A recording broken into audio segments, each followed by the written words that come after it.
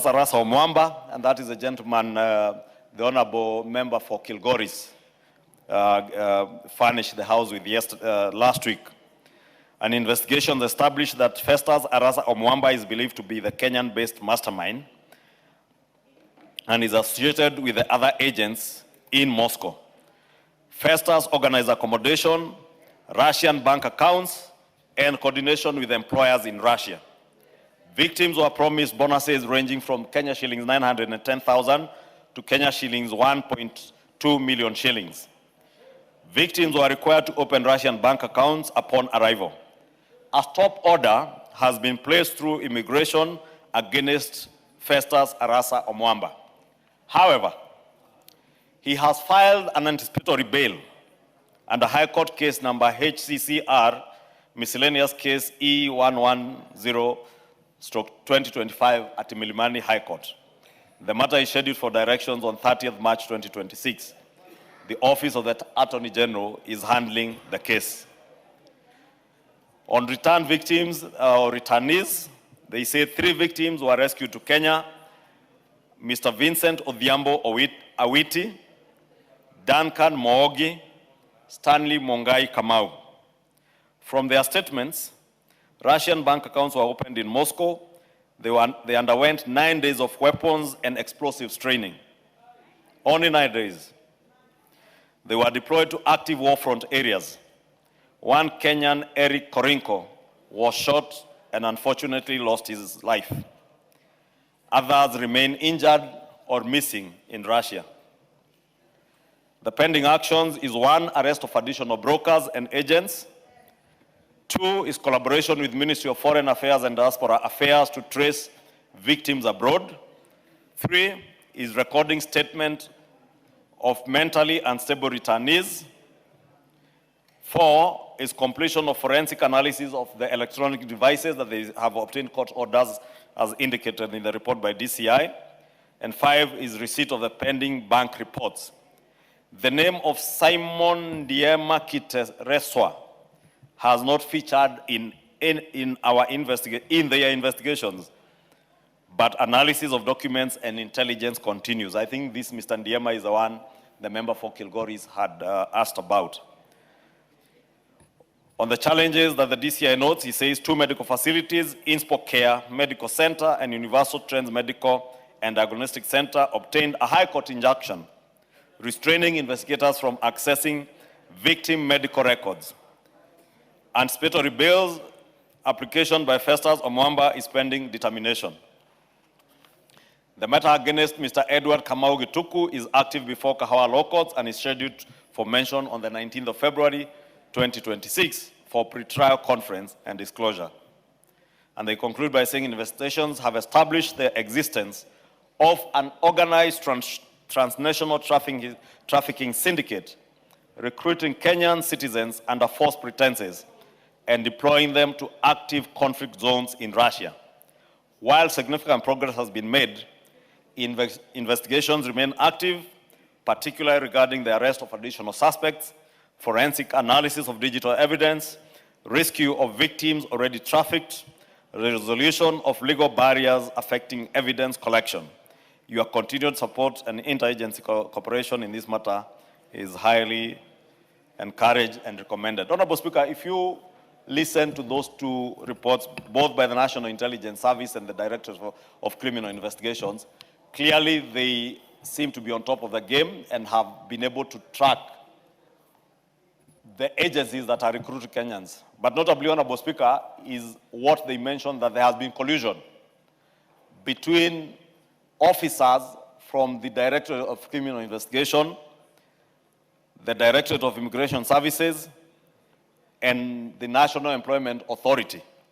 And I think, Honorable Speaker, what I would urge that you direct is, 1, that the ministry is concerned, the Ministry of Interior, State Department for Immigration Services, must be able to pinpoint who are these particular officers and hold them to account. The same with DCI. They must be able to hold to account those officers who are colluding with criminals. Same with the National Employment Authority. And also, more telling is a collusion by officers at the Russian embassy and the Kenyan embassy in Moscow. Our ambassador in Moscow must be able to identify the officers within the embassy that may have colluded with these criminals to facilitate the travel of innocent Kenyans to be able to go and work in the front line in a battle area. And Honorable Speaker, government offices are not to be used for criminal activities. And therefore, our embassy must be beyond reproach. It must be the place where Kenyans in that country or anywhere in the vicinity can seek refuge. But it can't be a place that a few officers within the ministry facilitate criminals to lie to innocent Kenyans who may not know the circumstances that are there in Russia. Therefore, I would urge, Honorable Speaker, that we direct the Directorate of Criminal Investigations and the National Intelligence Service, as they have indicated, to identify the particular officers, whether it is at the Russian embassy, our embassy in Moscow, or at JKIA, or within the ministries of immigration, the State Department of Immigration and the Ministry of Foreign Affairs, and hold those particular officers to account. Because they have made other Kenyans lose lives, others suffer in a battlefront. And of course, the emotional turmoil that the families of these young men, and I presume they're all young men, young men who have gone to Russia are going through. And we watch them every day, Honorable Speaker, on national TV, families crying out. To Honorable Speaker, is to ask the State Department for Immigration to be more vigilant.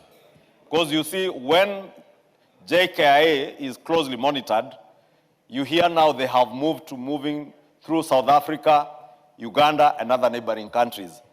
And that explains, Honorable Speaker, why you see a number of the victims, many of them are from the western part of Kenya, because of the proximity of the border to Uganda and the other countries on the west of our country, where they can now get through, even those who are going to South Africa, to be able to leave the country. Lastly, Honorable Speaker, let me take this opportunity to urge Kenyans. Please, the National Employment Authority portal or website details which agencies are licensed. Whenever anybody seeks to recruit you for kazi maju, confirm with the National Employment Authority website on their portal, or just place a call to them and confirm whether that is a legitimately licensed agency. Because if you are recruited by an agency that is licensed, then the NEA is able to follow up with that agency. But if you go to rogue agencies, then they will call you, they will take your money, as you've heard, Kenyans have lost their money, and they will take you to those battlefronts.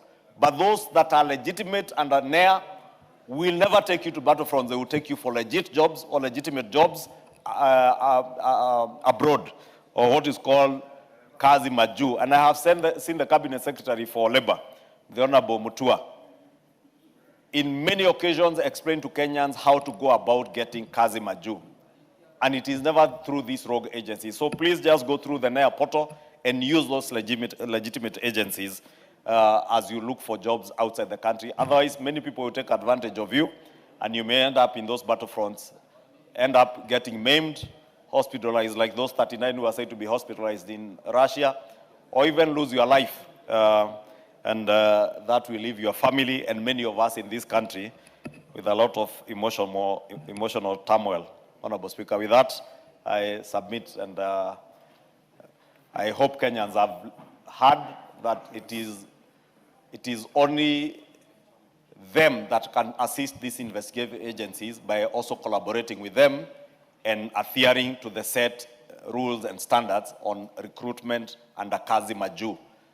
Don't go to rogue agencies. Don't confirm with the ministry, either of Foreign Affairs or the Ministry of Labor, whether the person recruiting you is licensed and whether the jobs that they are promising you are actual jobs. Because many of these young people have been promised security jobs. They are told you are going to work as a guard. They don't tell you you are going to work in the military. And you assume as a guard, those ones of carrying a rungu. Or just manning an entrance of a building. That's what they are promised. Only to get to those countries and you are taken to military camps. You've had, you only trained for 3 weeks. The military, nobody in the military, no military in the world trains people for 3 weeks. You've had some have been trained for only 9 days. Yes. They are basically just giving you a gun to go and die. Thank you, Honorable Speaker.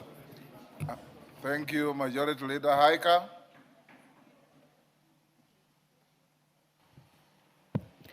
Thank you, Mr. Speaker. While appreciating the report of the Majority Leader, Mr. Speaker, these are issues that come to our committee each and every day, Mr. Speaker. I have had a chance to sit with NEA severally on the same matter of rogue recruitment agencies who continue to exploit our Kenyans each and every day, Mr. Speaker. And the answer they give us that they have blocked, most of them have already been blacklisted, but somehow, somewhat, you find there are so many other rogue agencies out there who continue to exploit Kenyans each and every day.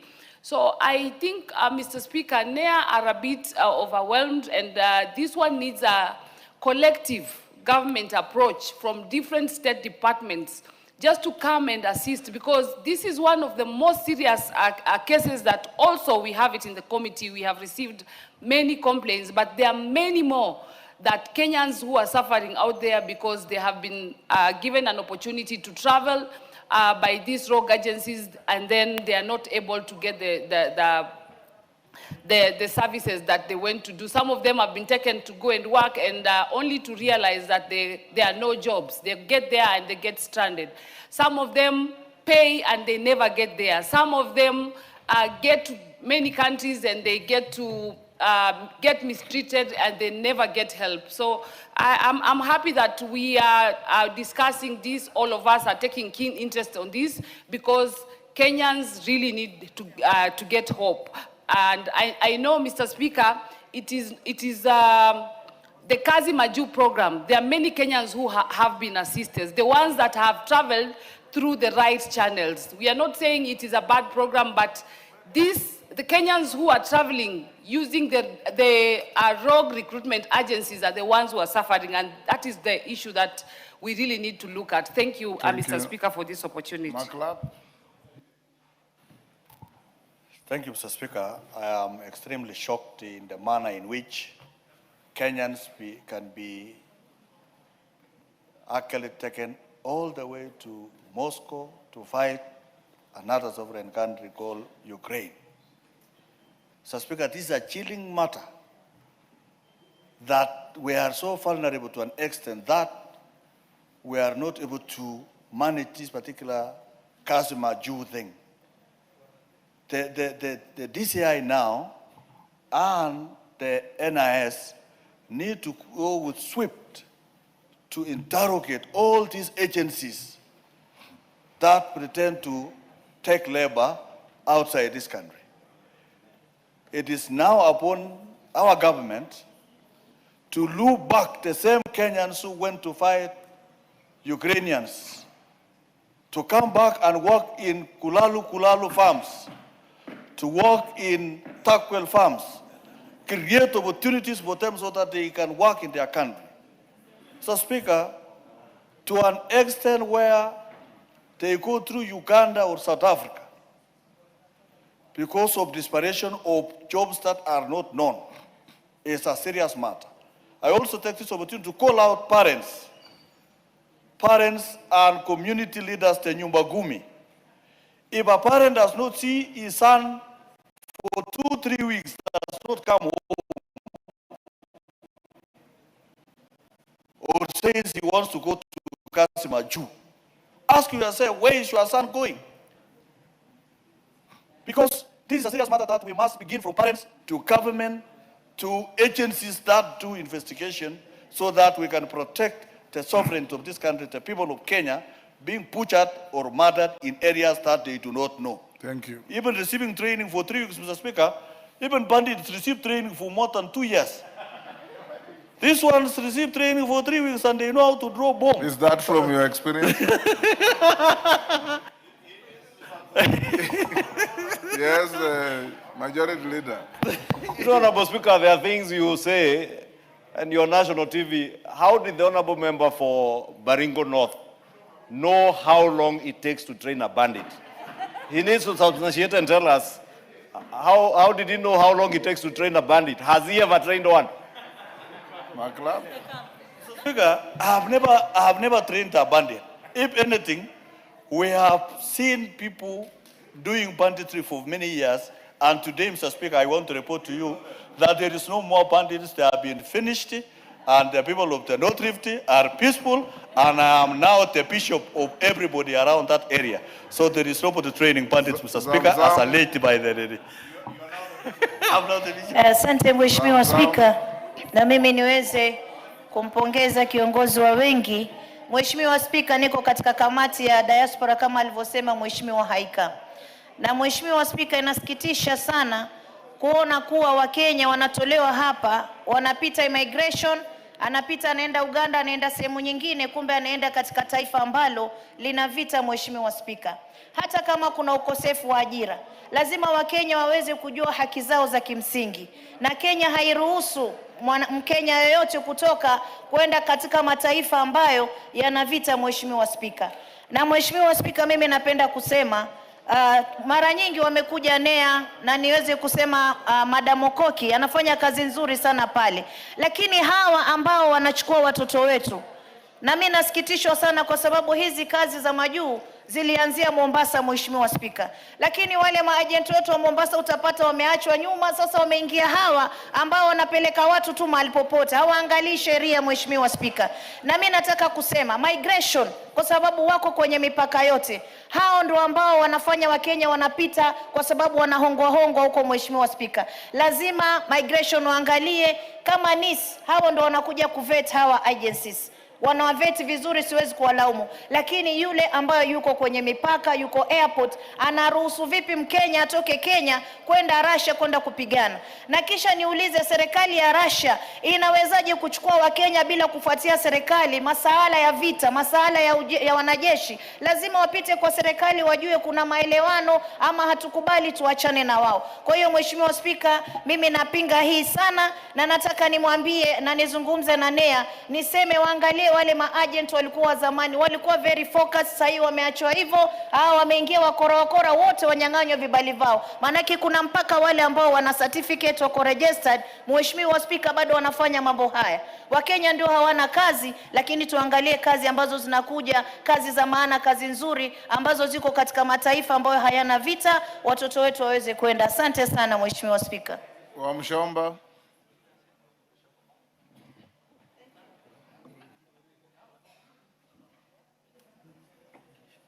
Give Wamshomba the mic. Thank you, Mr. Speaker. I want to take this opportunity to congratulate the majority leader for the report he has tabled.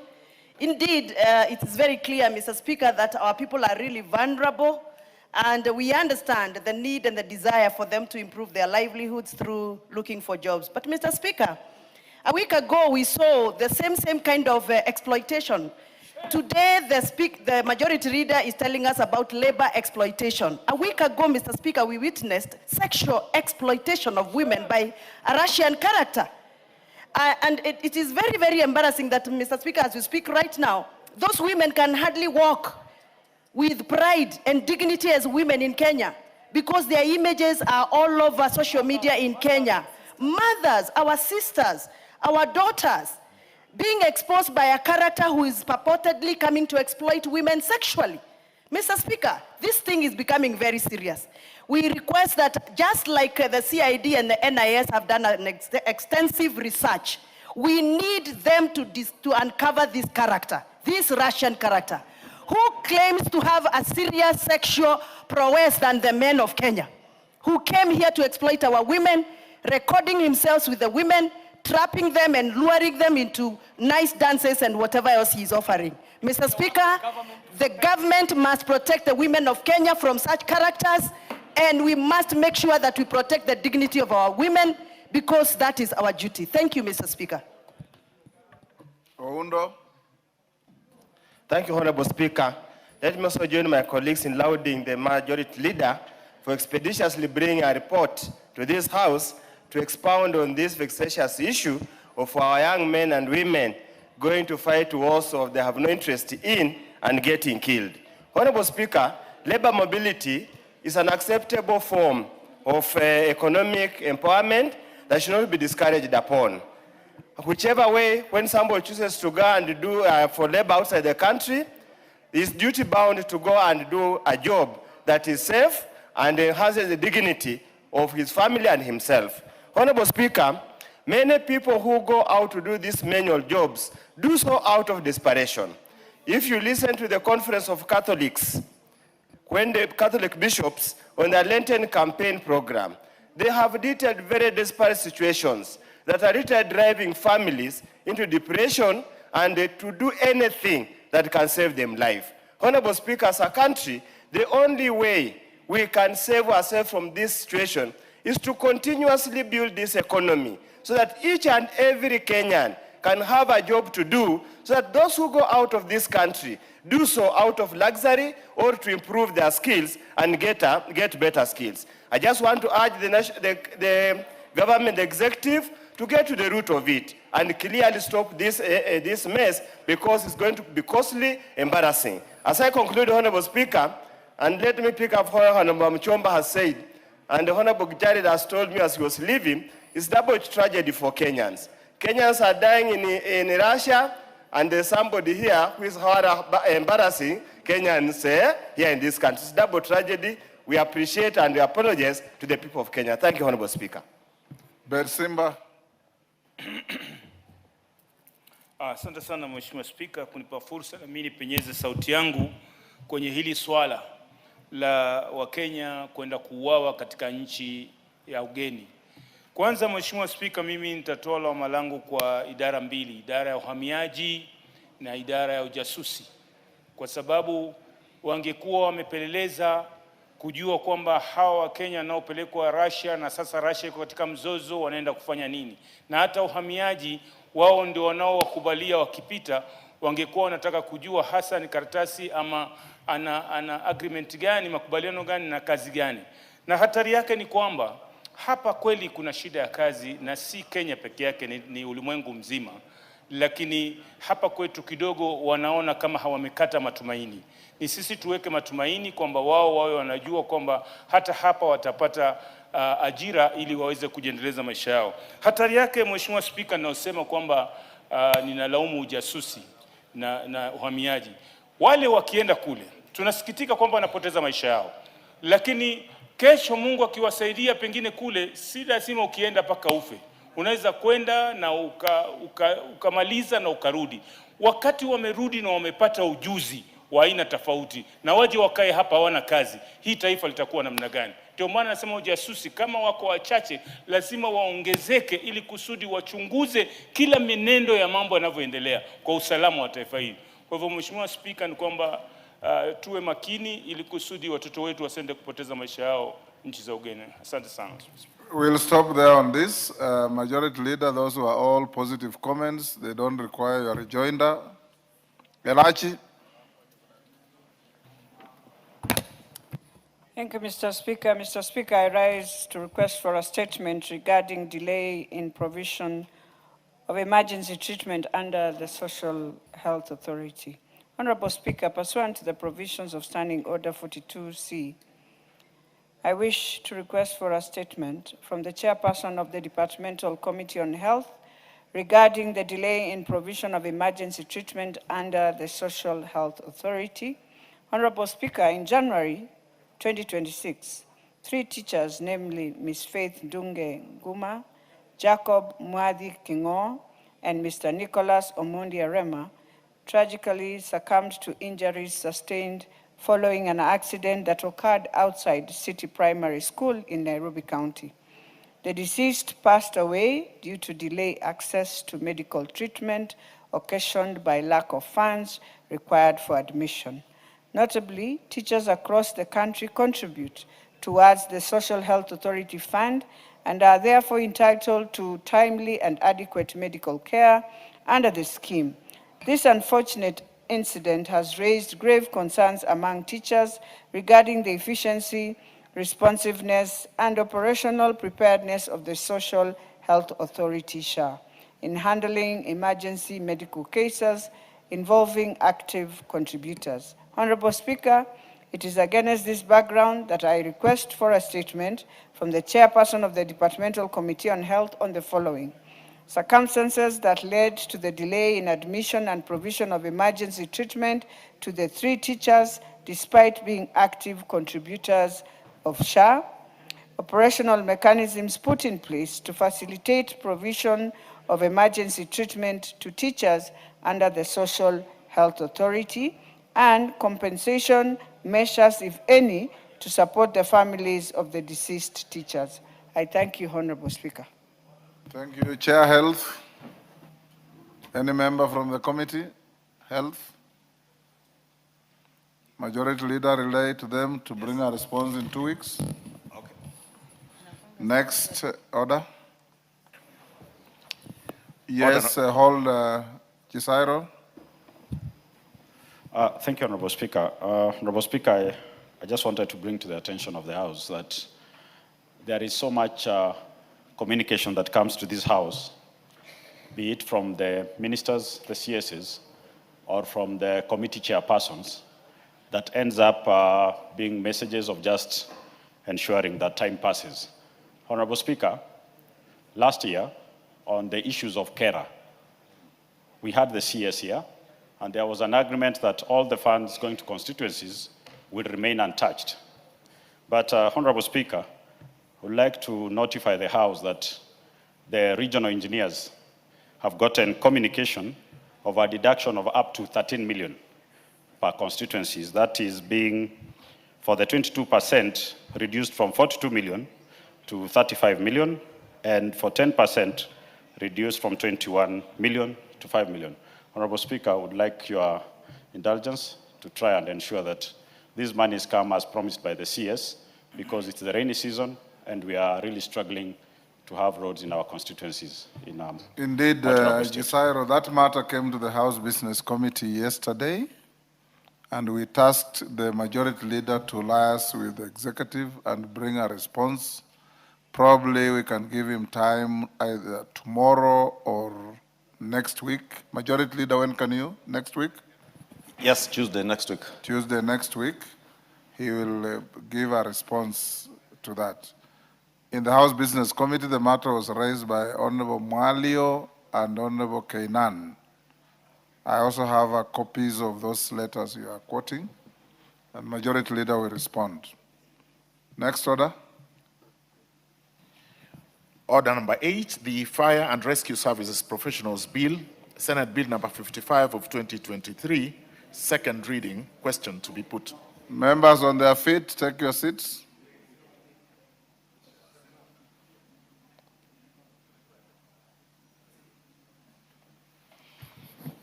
Honorable members, will now put the question at order number 8, which is that the Fire and Rescue Services Professionals Bill, Senate Bill number 55 of 2023, be now read a second time. As members of that opinion say aye. Aye. Will those of the contrary opinion say nay? Nay. The nays have it. Next. Order number 9. Order number 9, motion, consideration of a petition regarding pollution of River Athi. Question to be put. Honorable members, I'll now put the question at order number 9, which is that this House adopts the report of the Public Petitions Committee on its consideration of public petition number 11 of 2022 regarding pollution of River Athi, laid on the table of the House on Thursday, 11th April 2024. As members of that opinion say aye. Aye. Will those of the contrary opinion say nay? The ayes have it. Next order. Order number 10, motion, consideration of a petition regarding regulation of TikTok in Kenya. Resumption of debate. Who was on the floor? Okay. On the screen, if I go by the screen, I have Gitonga Murugara. Are you queuing for this? No. Wilberforce Oundo, are you queuing for this? Adan Haji Mandera West, are you queuing for this? Mangale Chiforomondo. Rindikiri Mugambi. Beatrice Elachi, go ahead. Thank you, Mr. Speaker. Mr. Speaker, I also want to rise and support the report. Mr. Speaker, I know many of our young people might think that this House wants to gag them on TikTok. But I want to also tell many of our young people today that even when you look at the report of the bishops, of the Catholic bishops, they are requesting, how can we ensure we have TikTok, yes, but TikTok should not be used for pornography, should not be used to misuse the country, should not be used for sexual offenses. And so, Mr. Speaker, it's a matter of where we just need to come on the table and agree that we have laws in this country, and these laws are laws that protect our young people. Honorable Elachi, just before you proceed, Majority Leader, if you recall, in the House Business Committee, we did observe very clearly that the motion before the House is not for banning TikTok. It's for regulation of TikTok. And we observed very clearly that the issue is content. And this country and this parliament has a legal and moral duty to protect our children, our families, and our country from moral perversion and moral corruption. So anybody out there, and Irene Mayaka has alerted me to something going around, that this parliament is debating to ban TikTok. That is exactly the problem that this motion is dealing with. Misinformation, disinformation, and fake news. That is what you are dealing with. So whoever is misleading the country, there is no motion before this House to ban TikTok. But there's a motion before this House to deal with the recklessness that come along the otherwise very good intentions on TikTok. Elachi, you can proceed now. Thank you, Mr. Speaker. And Mr. Speaker, all of us will agree, and every Kenyan will agree, that it is important for us to look at our national security and our public safety. And I think what we are saying as Parliament is, how do we strengthen the legal framework, the regulatory framework, to ensure that indeed there is data protection. Because, Mr. Speaker, you'll find every manner of TikTok in this country. While we are embracing and accepting and fighting left and right, in Europe they are regulating and they are making sure children who are minor, who are below 18 years, are able to be safeguarded. And so therefore, for us to stand firm, Mr. Speaker, it is important for us to ensure that we look at every, and the Kenya Authority, the Communications Authority, must also look at it. And it is required very well to also register major social media operators so that we agree, because it is a country. We are not just in a world where we do our things. If we don't have order, we will find ourselves with many challenges. So I want to plead to the young people, what is safe for your sibling who is in the house, who is young? What is safe? What would you love them to see that is good for them? Because you might be an adult, you are able to see. Mr. Speaker, when you look at all the TikToks we've allowed, it has become it's an advertisement platform, yes. Can be used very well to do very many good things for the country. But at the same time, it cannot be an advertisement platform where at night I put it on and decide now it is my time to do all the pornographies that I will want, and yet you know very well tomorrow that same space, any person can still find it. So we are just saying, let us regulate. Let us make it workable for our young people but also for the minors. And let us protect our country. That is why this Russian man decided to land on us, because he found a place where Kenya, we have democracy beyond democracy, where you can do anything and you can also decide. That's why he's using the same TikTok to spread all the women. And I don't know what we are still doing with this Russian man, Mr. Speaker, because this is one example where now we say, if our law in Kenya is strict on pornography, how did it end up on our TikToks? How? Those are things we need to deal with.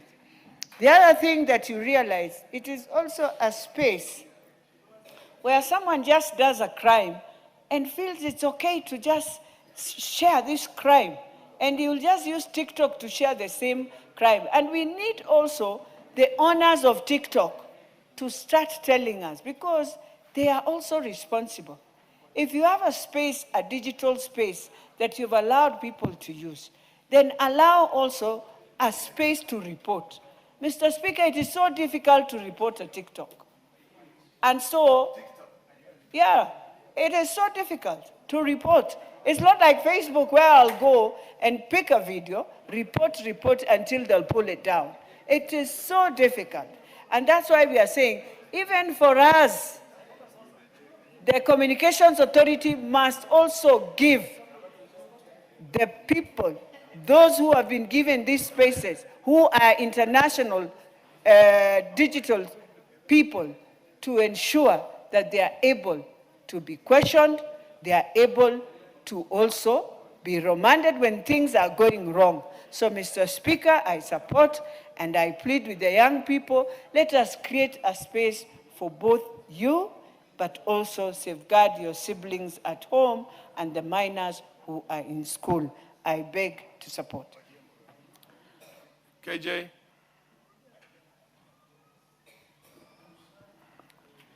Mr. Speaker, I thank you.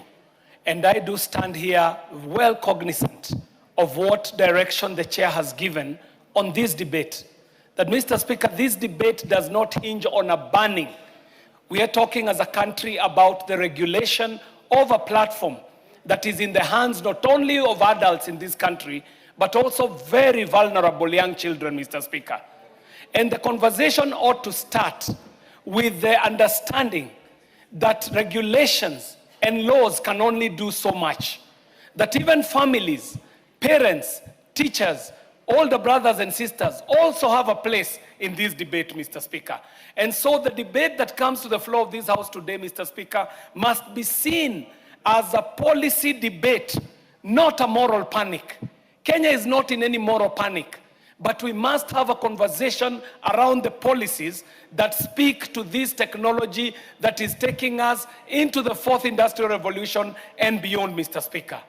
We also all must remind ourselves that some of these applications are not engineered. They're not made in this country, Mr. Speaker. And so when you get onto a platform and start working with algorithms that are set by somebody out there, the algorithms could be set for pushing marketing, Mr. Speaker, for pushing business, and in the same time, not conscious to the African traditional values that we answer to, Mr. Speaker. And Mr. Speaker, my point is that, one, regulation must protect without strangling innovation. That these innovations are useful for a time such as this, Mr. Speaker. That when we talk about this fourth industrial revolution, we are cognizant that it is driven by innovation, Mr. Speaker. So that even as we debate about these emerging technologies, we ought to remind ourselves that they are here to support enterprise, to support human development, to support education, but at the same time, Mr. Speaker, they must be sensitive to the human component, Mr. Speaker. Mr. Speaker, it is important that even as we move towards regulation, we understand what the river banks are for this regulation in this new space in what we are calling the fourth industrial revolution. And Mr. Speaker, chairing the Committee on Communication, Information and Innovation, my recommendations on the riverbank, it has to be so clear that we are focusing on a number of issues, Mr. Speaker.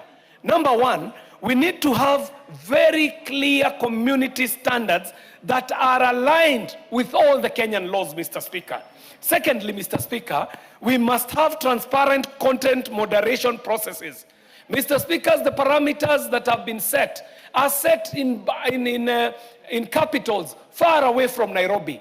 And even the daily user can tell you that these parameters work differently for each post that they put out. So, Mr. Speaker, we should be working as a parliament towards transparent content moderation processes, Mr. Speaker.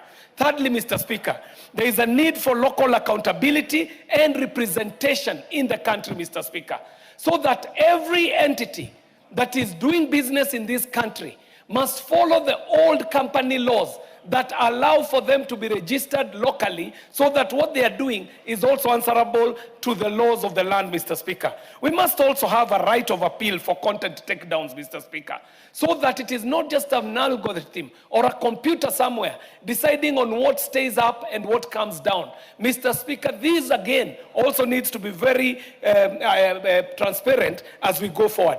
Secondly, Mr. Speaker, I'd like to say that there is a key need in this country for child safety and mental health, which should be non-negotiable, Mr. Speaker. Mr. Speaker, we all know how trends on social media work on the brain of a human being. As it is, we know the effect it can have on an adult. We are yet to know fully, Mr. Speaker, what this dependence on social media is just about to do on the little children whose minds are still at the formative stage, where we were told that the mind forms from the age of 0 to around 18, and from there, Mr. Speaker, up to 21, there is a moderation on growth in the mental growth of a human being. So, Mr. Speaker, we must be able to protect our children from explicit content, from gambling and financial scams, extremism and propaganda, harmful body image narratives, Mr. Speaker, so that then we shall be speaking towards that. Finally, Mr. Speaker, we ought to consider this petition very seriously on the case of data sovereignty and national security, Mr. Speaker. And Mr. Speaker, I do pledge for just a minute, Mr. Speaker, so that I prosecute this point. Thank you very much, Mr. Speaker, for according me that 1 minute. Mr. Speaker, we need to come very strongly on the issue of data sovereignty and national security. Mr. Speaker, the committee that I chair, the Committee on Communication, Information and Innovation, started with its first order of business in this parliament by interrogating an individual who had landed in this country with an orb-shaped equipment, which they were collecting human data out of Kenyans by just incentivizing them with a few thousand Kenya shillings, which were not even fiat money.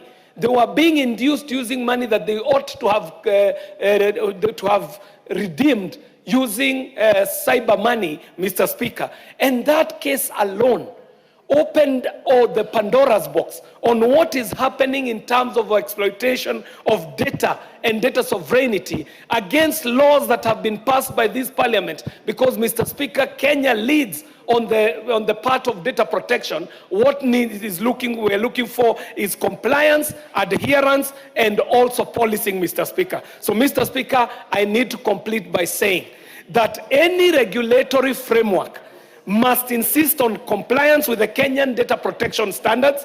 It must be clear disclosure of cross-border data transfers, and it must also speak to the cooperation with Kenyan authorities in lawful investigations. And I want to thank Mr. Bob Ndolo profusely for bringing this to the floor of the House, so that we can have a conversation that is fit for a time such as this. That even as Kenya walks into the new land that is digital, we also must protect our people, our children, our women, and the entire populace, Mr. Speaker. And I do thank you, and I support with those very pointed support points that can be fed into this petition, so that as we are prosecuting it as Parliament, we will be very sensitive to what already we have done as a Parliament. I thank you, Mr. Speaker. Russell. Thank you very much, Honorable Speaker. Speaker, I beg to support this particular report. This is a lawmaking house. And if we fail to make the laws for this land, then we are not just destroying the current generation, we'll be destroying the future generation.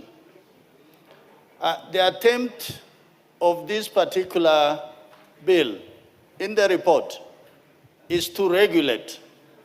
And by regulating, you are protecting two sides. It's a double-edged sword. That I am protecting you, but at the same time, I am giving you leeway to do what you are supposed to do, but within the limits of confines that the law says do not exceed. Honorable Speaker, there are content creators on TikTok who make a lot of money and they make good living. But that should not come at the expense of the social regulation that is needed in this country. And us, we are Africans. We are still not Europeans, or we don't live in the West. We still have a lot of traditions that we want to protect. It is the other generations who can decide either way. But for us today, living in Kenya and being leaders for this country, we have teenagers, and we must go out there to tell them, yes, this is good, but if you go beyond this limit, this will affect you. Mr. Speaker, TikTok is accessed by everybody, from the old, the young, the male, the female. And because of that accessibility, you must look at what is the content. Is it good for a youngster? Is it good for an adult? Because sometimes somebody flashes, even within Parliament, somebody all of a sudden sees the phone ringing and then he says, oh, what is this? So, Mr. Speaker, we have a moral duty as lawmakers of this country to say that what is not right for this country or what is not right for any generation should not be allowed in this country.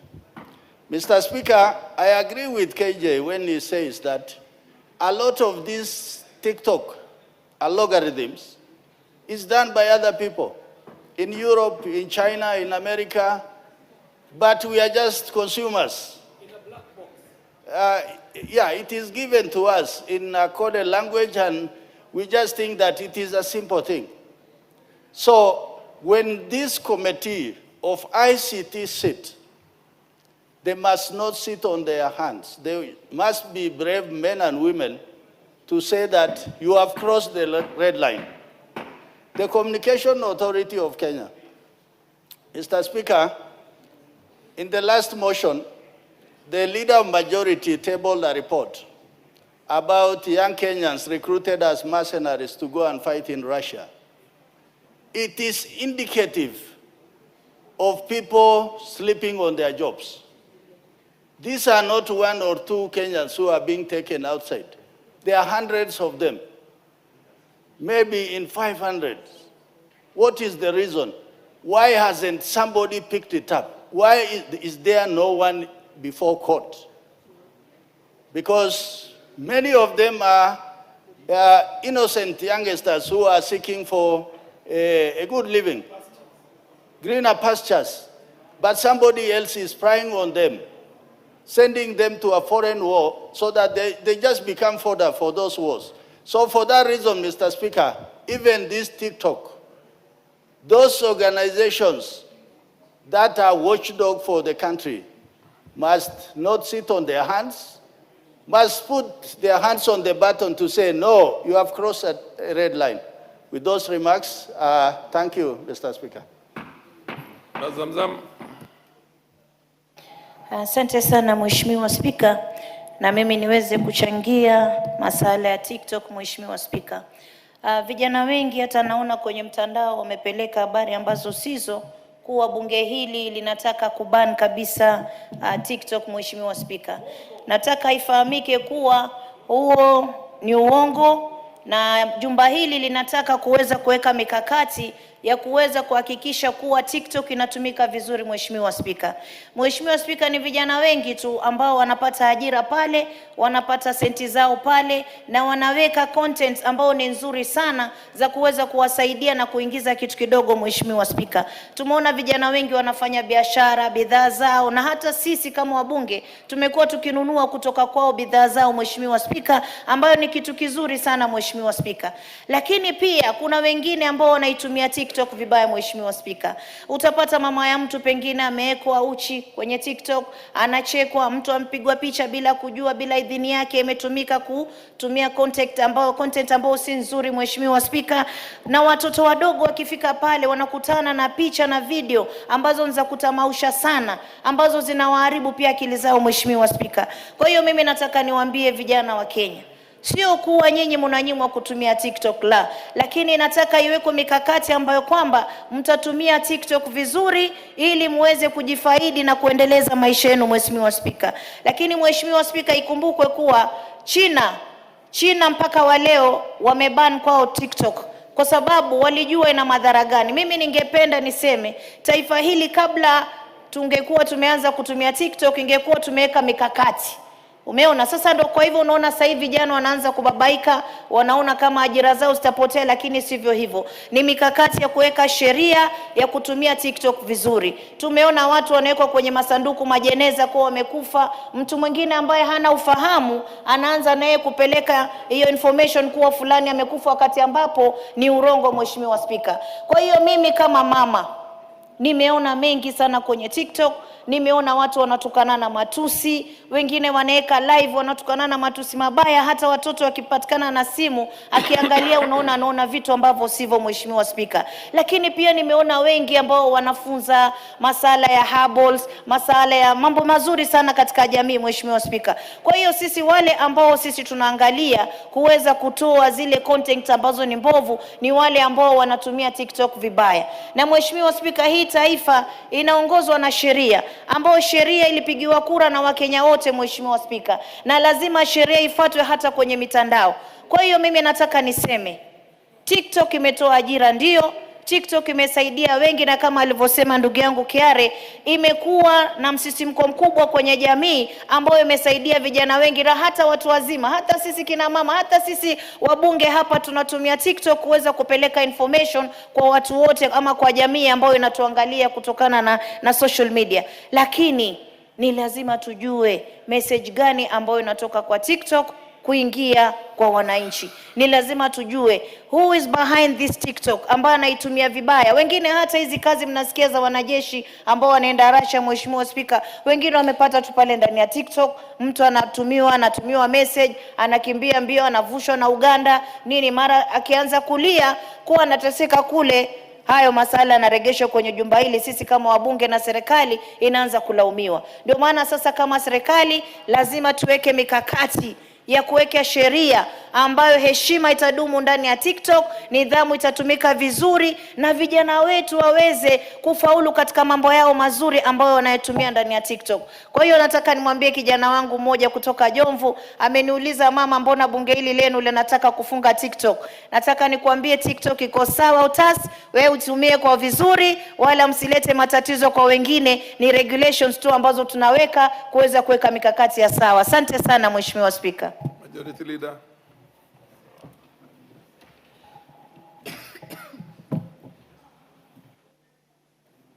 Thank you, Honorable Speaker. Honorable Speaker, I rise to support this motion for adoption of this report by the Petitions Committee. And to re-emphasize, Honorable Speaker, the motion is to regulate the content on TikTok and other social media platforms. Because TikTok is one social media platform, Honorable Speaker, but there are many social media platforms. Honorable Speaker, also to point out to what the Speaker alluded to, that indeed part of what we seek to address, and I must thank Bob Ndolo, is it Ndolo? KJ? Bob Ndolo, who was a petitioner in this matter, because he is a very spirited Kenyan and one who values our nation and its young people. Because even for him to garner the courage to petition the House to put measures to regulate these social media platforms, including TikTok, is because I believe I don't know him, but I want to believe he's a parent. And any parent in Kenya, any person who cares about the children of Kenya, any person who is either a religious leader or believes in religion and God, knows that there is indeed a lot of perversion out there, most of which is being spread on these social media platforms. Again, Honorable Speaker, many countries around the world, and we have always given the case example of Australia, where they have even regulated on age limit access to some of these social media platforms, including WhatsApp, Telegram, Instagram, and this TikTok, Honorable Speaker. In this information age, misinformation, disinformation is now a daily thing. And you know, Honorable Speaker, very few people are able to distinguish what is real and what is fake, especially the AI-generated images and stuff that is AI-generated. And a lot of things are being spread on TikTok that are AI-generated. And I was rather amused the other day, Honorable Speaker, when my auntie, who is about 89 or 88, was showing me a video, and she was very keen with her thick lenses of specs, telling me, you see the way this plane has crashed, and it did not kill anybody. So when I just looked at it, I told her, Auntie, this is AI. No, lakini ndege inaanguka na unaona ikianguka. Honorable Speaker, that is the age we are in. And many people around the world are not able to distinguish what is real, what is unreal. And that is the danger with social media platforms that are not regulated. Because young, vulnerable children of Kenya will not be able to tell what is true, what is untrue. What is immoral, what is not. Because they imagine that the things they are watching on those platforms are things that other people are doing and they want to copy. And they think those who are doing those things are their heroes. Indeed, Honorable Speaker, look at the young Kenyans who are following the young man who was here the other day from the US. I Show Speed. How many of you knew who I Show Speed is? Because I must confess, I never knew who he is. I never knew until he was in Kenya. But my daughters, including my 8-year-old daughter, knew who I Show Speed is from these social media platforms, Honorable Speaker. It tells you, thank God that such a person who's being followed is not engaging in immorality or other pervasive things. Thank God.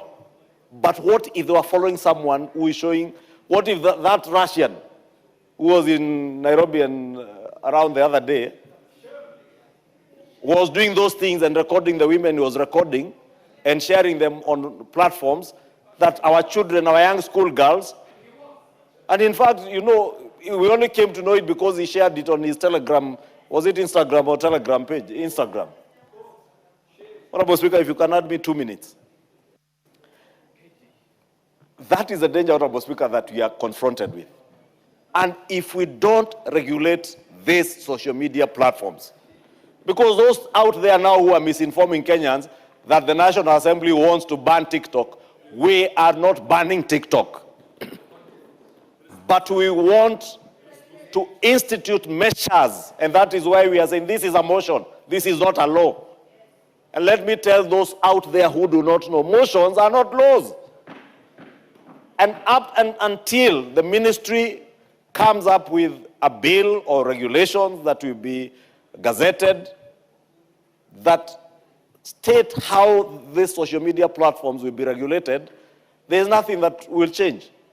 But we are urging, and if you look at the resolutions of the committee, is that within 4 months upon adoption of this report, mechanisms for enhancement of age verification on social media platforms, localization of Kenyan user data to be retained within the country. Because, Honorable Speaker, data protection today, data is a gold mine. The most valuable thing in the world today, or valuable asset that anyone holds today, is data. And we must protect our data that is being mined using these social media platforms, including TikTok. Honorable Speaker, you may have noticed, if today you are watching a video on use of private jets, these phones are able to profile you, and tomorrow you will keep seeing very many videos showing you various forms of jets. Or even if you are looking for a car online, it will keep sending you reels showing the kind of car you are looking for. Therefore, it is data, your data that has been mined. How do you protect yourself and your children from that, Honorable Speaker? That is what we are dealing with. And Honorable Speaker, people are earning from your data. And all of us. Therefore, we must protect. The other thing we are saying is to ensure that 4 months upon adoption of this report on digital literacy programs to create awareness on data privacy, processing and storage, and community guidelines by social media platforms, including TikTok, Honorable Speaker. Therefore, let it be clear, we have no intention to ban TikTok, but we have every intention and we have a moral obligation and national duty that we owe to ourselves, to our children, and even to God, who has bestowed us with the ability to raise children, to protect them, Honorable Speaker. We have that national duty to regulate the content that is on all social media platforms, including TikTok, Honorable Speaker. Because if we don't do that, we will have failed our nation, we will have failed our children, and we will raise up a nation that has no morals, that has no ethics. And if we want to raise a nation that is moving towards a first world nation, if the first world nations are regulating the content on their social media platforms, why not us who are aspiring to get to the first world? We must follow suit, we must regulate, Honorable Speaker. And I want to beg to support this motion and thank the committee for the immense work they put in. Thank Mr. Bob Ndolo, who petitioned the House. Indeed, his petition was a call for action because we are a bit late. Many other countries have done it, and we must do. We must also regulate on the age limits that are in this report, Honorable Speaker. It is not fair that our 8-year-olds, our 4-year-olds are able to view everything that they can view on their social media platforms, Honorable Speaker. We must protect our children, and I want to urge everybody in the country to support this endeavor to regulate the content on TikTok and other social media platforms without banning it. And I insist, TikTok and other social media platforms are not being banned. They will never be banned in this country. But we must protect the country and our children. Thank you.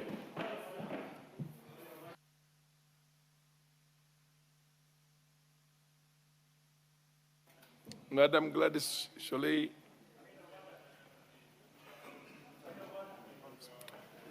What's your point of order, Honorable Nzengu? What's out of order?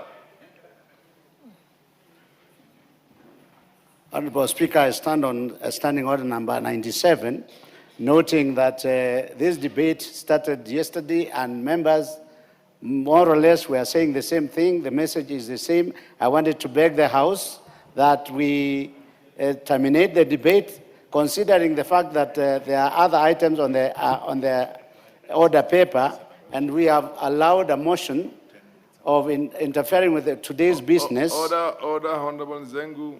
The mover is supposed to reply not too long from now. And the chair also has a duty to protect the minority that wants to be heard. Proceed, Madam Sholei. Thank you, Honorable Speaker, and thank you for clarifying on that point of order. I think this is the single most important motion that we can debate. I was saying, Honorable Speaker, that this is not a debate to be shortened. This is the single most important debate that we can discuss during this parliament session. It not only affects our current children, but generations to come. So there is no way that we can take this lightly. Even if we have to debate it until tomorrow, we should. I think we should do that. Or a point of information. Yes, what's your point of order? Mr. Speaker, the debate on this issue is timed, and there is no reason why we should be cutting it short ahead of its time. And in fact, members are very keen to debate this, Mr. Speaker, because understandably, more than anything else, this has a bearing on how we are bringing up our children, how we are running our businesses, how we are interacting with each other. And Mr. Speaker, this is a debate that is right for a time such as this, Mr. Speaker. Let it run its due course, Mr. Speaker, so that this House may be able to pronounce it. Order, Honorable KJ, you are taking valuable time from the Madam Deputy Speaker. The chair has pronounced to the same. Thank you for... Thank you, Honorable Speaker. I think what Honorable KJ is still important. I think it cannot be emphasized enough. And we must tell ourselves, it may look like something we're taking lightly. But when you look at the way AI is operating, or any of those apps, including TikTok, they have the potential to actually endanger national security. They endanger data privacy. And we must regulate it.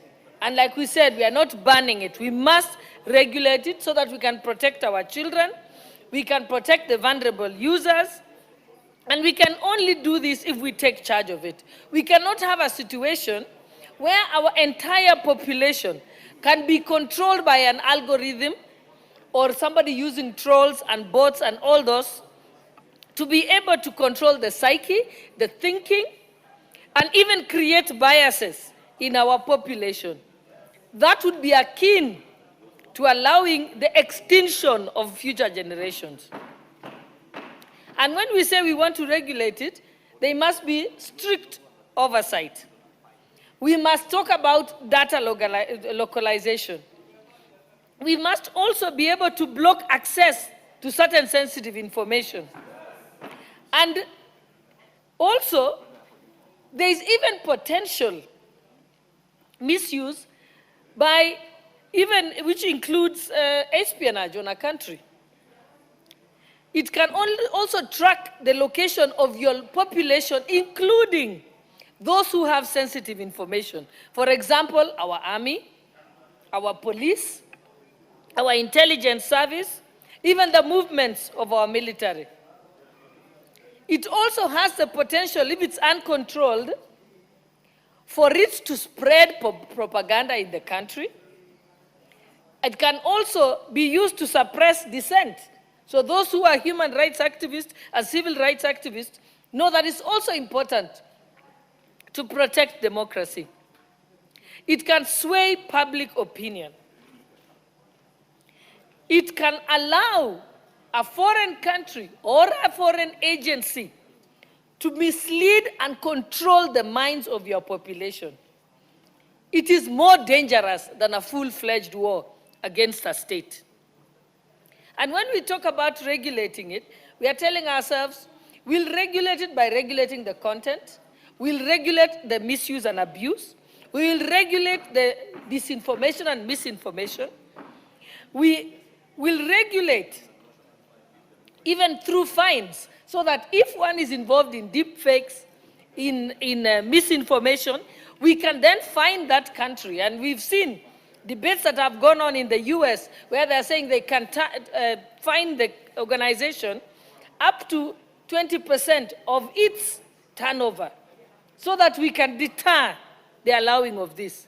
Again, when we talk about regulating TikTok and these apps, we are telling ourselves we are also protecting the mental health of our children and future generations. It has been confirmed by science that it's causing attention deficiency in our children. It is disrupting sleep. It is making them have eating disorders. Some of them have even been involved in harming themselves because they've been psyched that they should be a certain way, behave a certain way, go to certain places, look at themselves in a certain way. And this has caused children to have self-doubt and to not have self-esteem. Hence the reason why we said some suicides have been related to these social media applications. Also, and this debate is not just happening in Kenya, it's happening in Denmark, it's happening in Australia. And even not so long ago, the US Supreme Court upheld the regulation of these apps by the country. It said that the country or the nation has a constitutional right to protect their citizens from being controlled by such applications.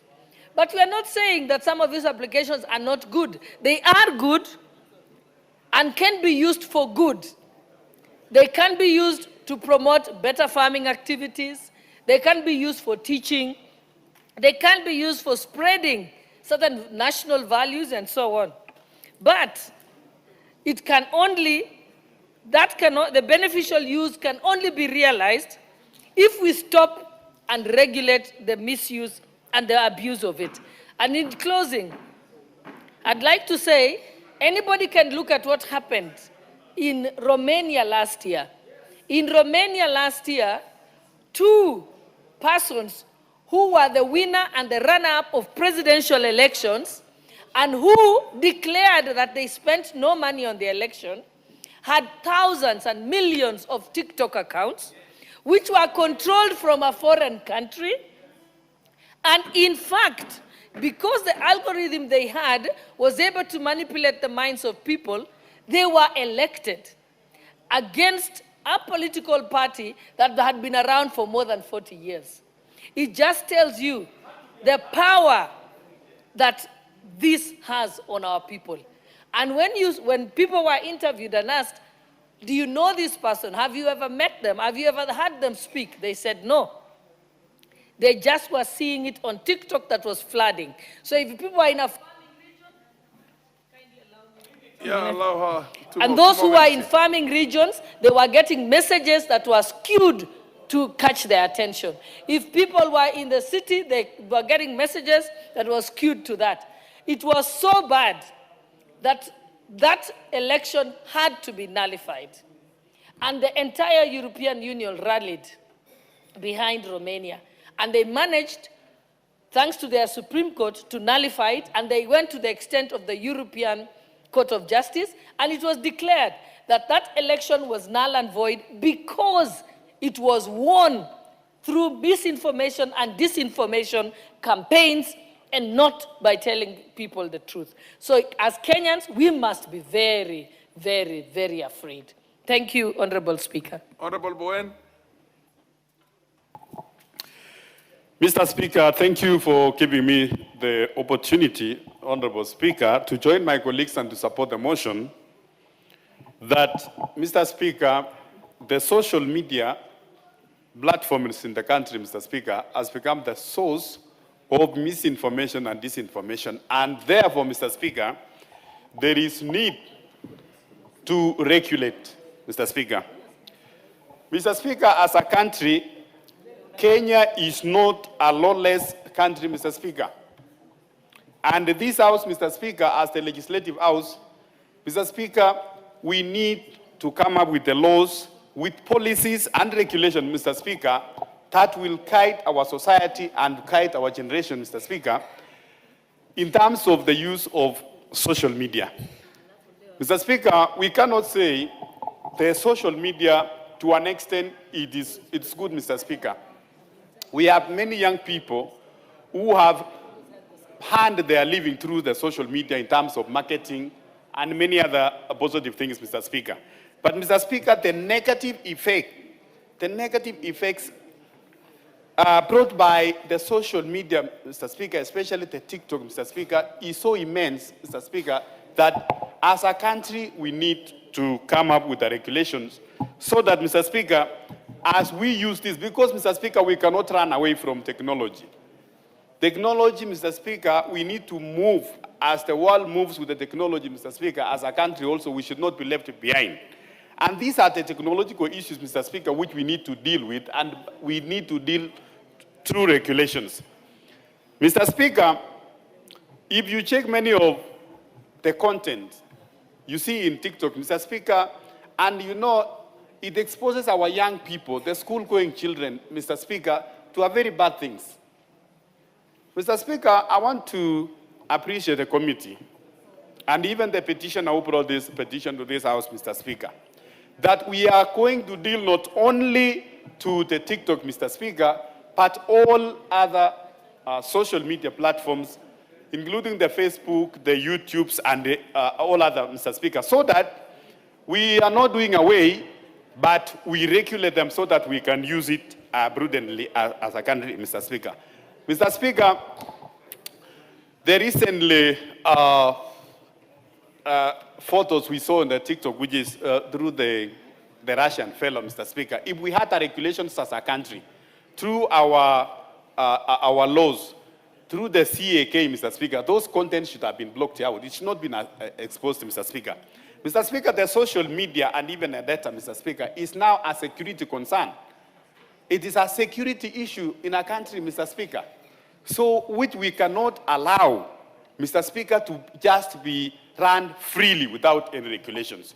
So we want to ask our young people, we want to clear the air to our young people outside there, Mr. Speaker, that we are not going to ban these social media platforms. But, Mr. Speaker, we want to bring legislation, we want to bring policies, we want to bring regulation so that how these social media are used is going to be beneficial to them and not to be harmful to the community and also to the young generation to come.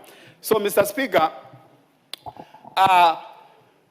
as a country, Mr. Speaker, I think there is also need through the Ministry of ICT, Mr. Speaker, to have a cyber security center. As a country, Mr. Speaker, we need to up our game in the cyber security space to make sure that, Mr. Speaker, what comes in or what is being consumed by our people or even in our country, Mr. Speaker, is something which has been filtered and it is very secure to our people. Because, Mr. Speaker, the TikTok, the YouTube, the Facebook, the Twitter, and all those, Mr. Speaker, they are not a Kenyan, these are not a Kenyan creation, Mr. Speaker. These are things which are beyond our borders. They are beyond us because they are beyond our control. It's controlled elsewhere. So, and the only thing we can do as a country, Mr. Speaker, is to come up with the laws so that we regulate what comes into our country, what is being consumed, and those which are threat to our national security, threat to our social justice, Mr. Speaker, and threat to our normal behaviors, Mr. Speaker, are filtered out or they are blocked. So, Mr. Speaker, I want to join my colleagues, Mr. Speaker, to say I support this motion, I support the petition, Mr. Speaker, and not only honorable members, that we leave it at this point as a motion. As the committee of petition, Mr. Speaker, I want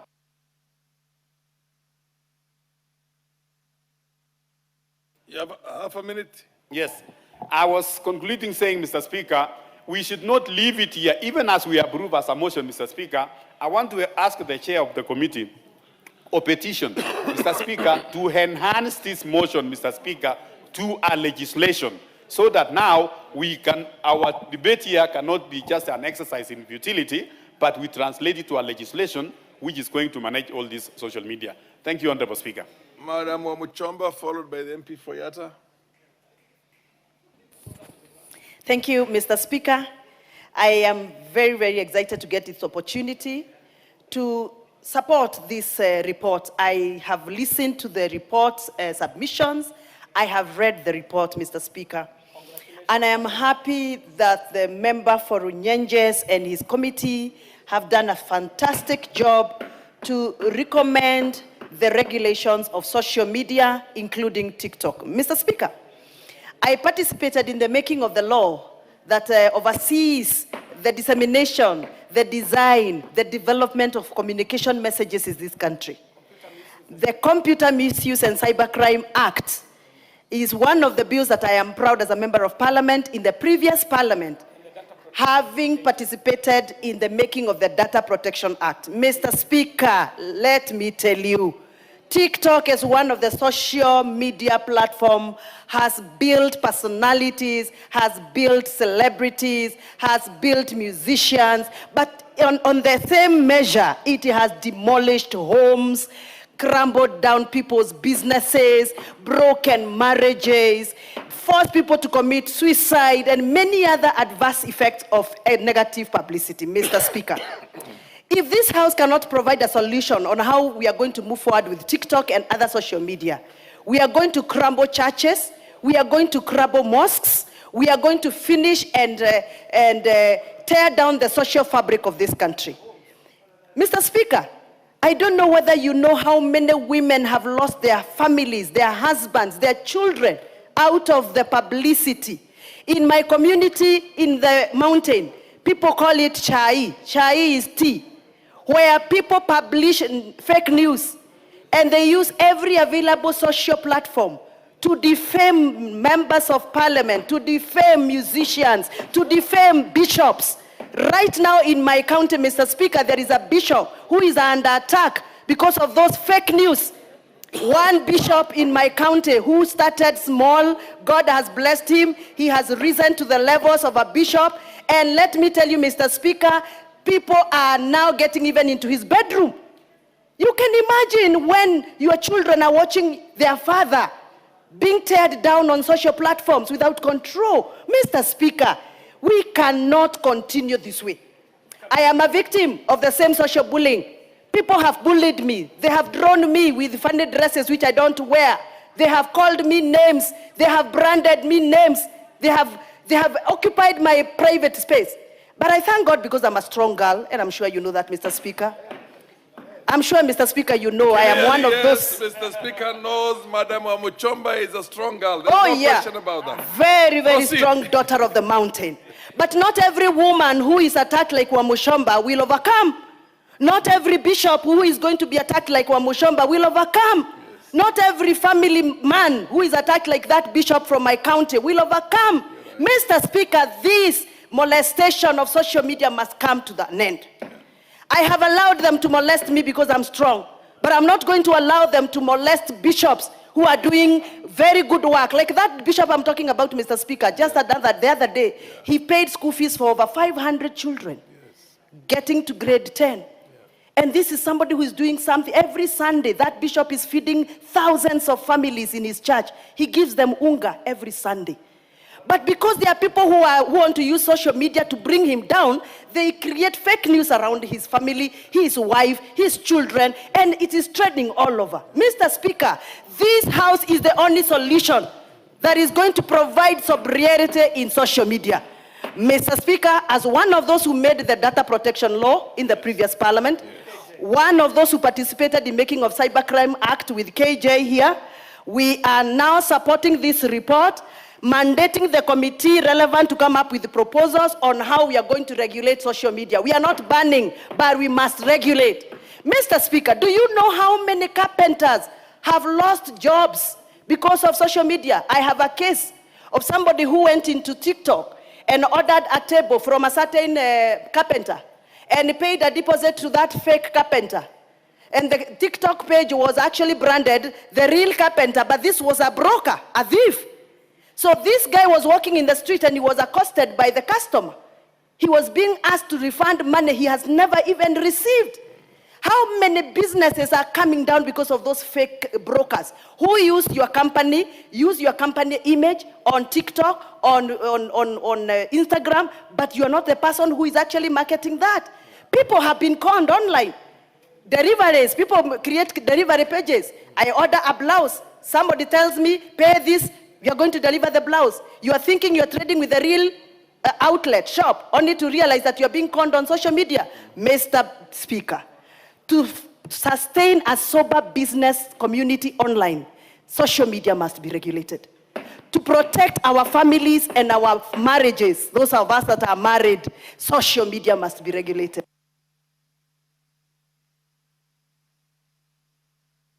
First, Mr. Speaker, For us to continue having a sober parliament like this one, where we report only what is being handled here as the business of the House, we must regulate social media. Mr. Speaker, we must make sure that this House is the House of solution, a House of intervention, a House that can defend and protect that voiceless woman. You can imagine how those women who are showcased having some affairs with some Russian character are feeling. Those are women with dignity. What would have happened if those women were Russian? What would have been? What would have happened? You can imagine that woman who is seeing herself in every social TikTok, every social media platform, her private parts, her body. You know, all what is going on, Mr. Speaker, is crazy. We have abandoned our social fabric for the sake of publicity. This must be stopped. And the only way to do it is not banning, it is regulating. Mr. Speaker, televisions had the freedom. To some extent, we had to regulate the content. Radio stations had their freedom. To some extent, we regulated the content. Even now, for this new media, we must regulate the content. Thank you, Mr. Speaker. Rest assured that you have the total support of the chair. Total, undivided, 110% support of the Speaker of the Kenyan National Assembly and his deputy. The value system in this country must be protected and families must be protected. And I assure you, anybody who is going to be on this chair will be on your side through and through. Now I think Ngusia, take no more than 5 minutes. Oh, no, it's not Ngusia, MP Fayata. Yes. MP Fayata, eh? Thank you, Mr. Speaker. I thank you actually to the petitioner who brought this particular petition. Yes, Honorable Basil, continue. Yes.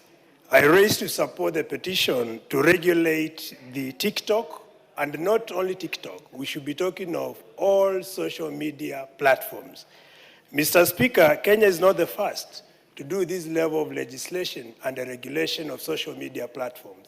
We have the United Kingdom, which started the European Union, Ireland, Portugal, and many other countries globally that have taken the center stage to regulate social media platforms, Mr. Speaker. If you look at what is happening currently, we know for sure we are in an exponential age, what we refer as technology age. And young people, we talk of Gen Zs, Gen Alpha, the Beta, Gen Beta, and many other generations to come. All this will be glued to social media, Mr. Speaker. And as a parent, we have a duty to regulate the content, the sites that are being visited by our children, because it's very important to protect these young generations for betterment of this country and many other countries globally. So, Mr. Speaker, if you look at TikTok, for instance, there are many benefits of TikTok. It is used as a creation expression center. We have dancers, we have artists, and so many other people who are actually benefiting and expressing their talent through TikTok. And that is why from onset we said we are not banning, but we are regulating. We have people who are benefiting from employment. They are advertising whatever products they have. Men are even being actually showcasing so many forms of talents within the TikTok and many other social media platforms. There is also an element of education. We have seen situation of health tips and many other education activities happening through TikTok and social media platforms. So, Mr. Speaker, what we are doing as House is actually to regulate what appears in the social media platform. And there are many benefits for this regulation. Mr. Speaker, one is to enhance data protection. We have seen a situation of data transfer, but through regulation of what happens within the social media platforms, we'll be able to limit the data transfer and enhance privacy of what is being shared in the social media platforms. Mr. Speaker, we have seen potential foreign influence through TikToks, Instagram, and other social media platforms. So through regulation, we are going to minimize foreign interference in TikTok and social media platform, which could actually have a potential risk on the country, sovereignty, and intelligence, which we have to protect as a House, Mr. Speaker. Importantly, there is element of misinformation, fake news happening through TikTok and other social media platforms. So through regulation, we are going to reduce misinformation, we are going to reduce elements of fake news and other information which have been misused or abuse of information through TikTok and social media platforms. And then consumer protection, Mr. Speaker.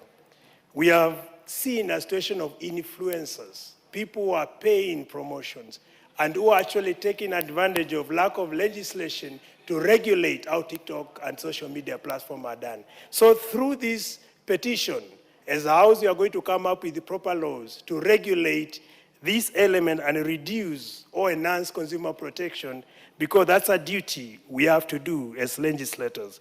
So in summary, to summarize my only summary, Mr. Speaker, this particular petition, through the petitioner who brought it forward, we are going to strengthen the privacy of data.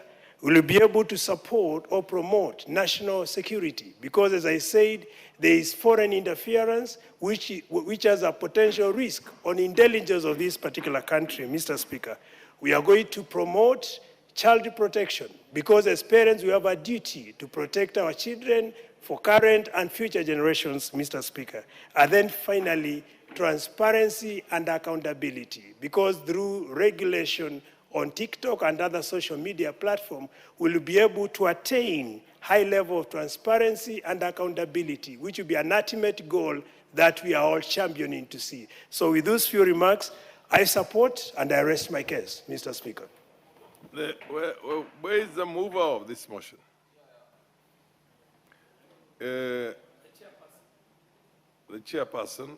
Actually, we had allotted 1 hour, and I think we have already anti-corruption. Anti-corruption on social media regulation. Okay, you got 2 minutes, and then the mover will be called to reply. Thank you, Mr. Chair. I chair the African Parliamentarians Against Corruption.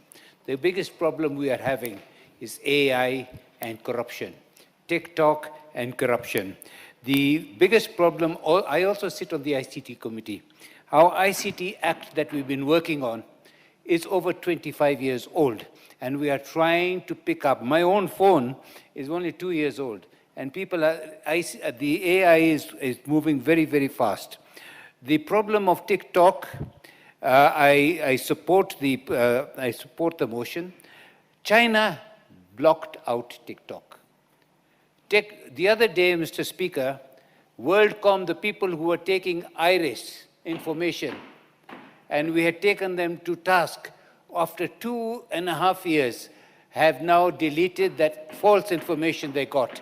TikTok collects false information about everybody.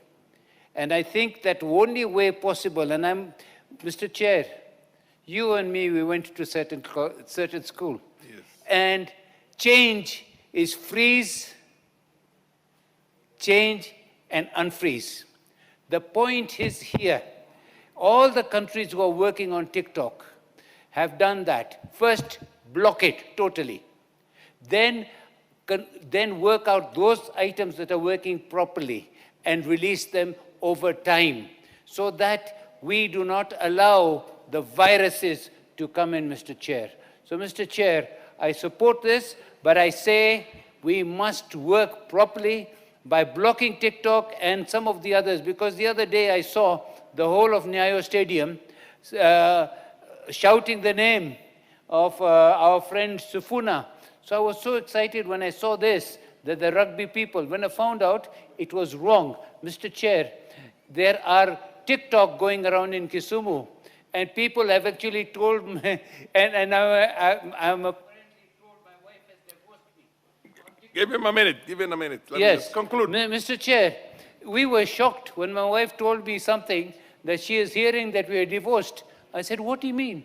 This is what we're saying is negative. Us politicians will deal with this. But Mr. Chair, we are here The only way to change is to go freeze, change, and unfreeze. There is no way to say, okay, we will try and do this and this. Like malaria, Mr. Chair, as you're trying to get the vaccination for malaria, the thing changes. So the only way to do it is stop. The way we did COVID, Mr. Chair, we must move physically and fast.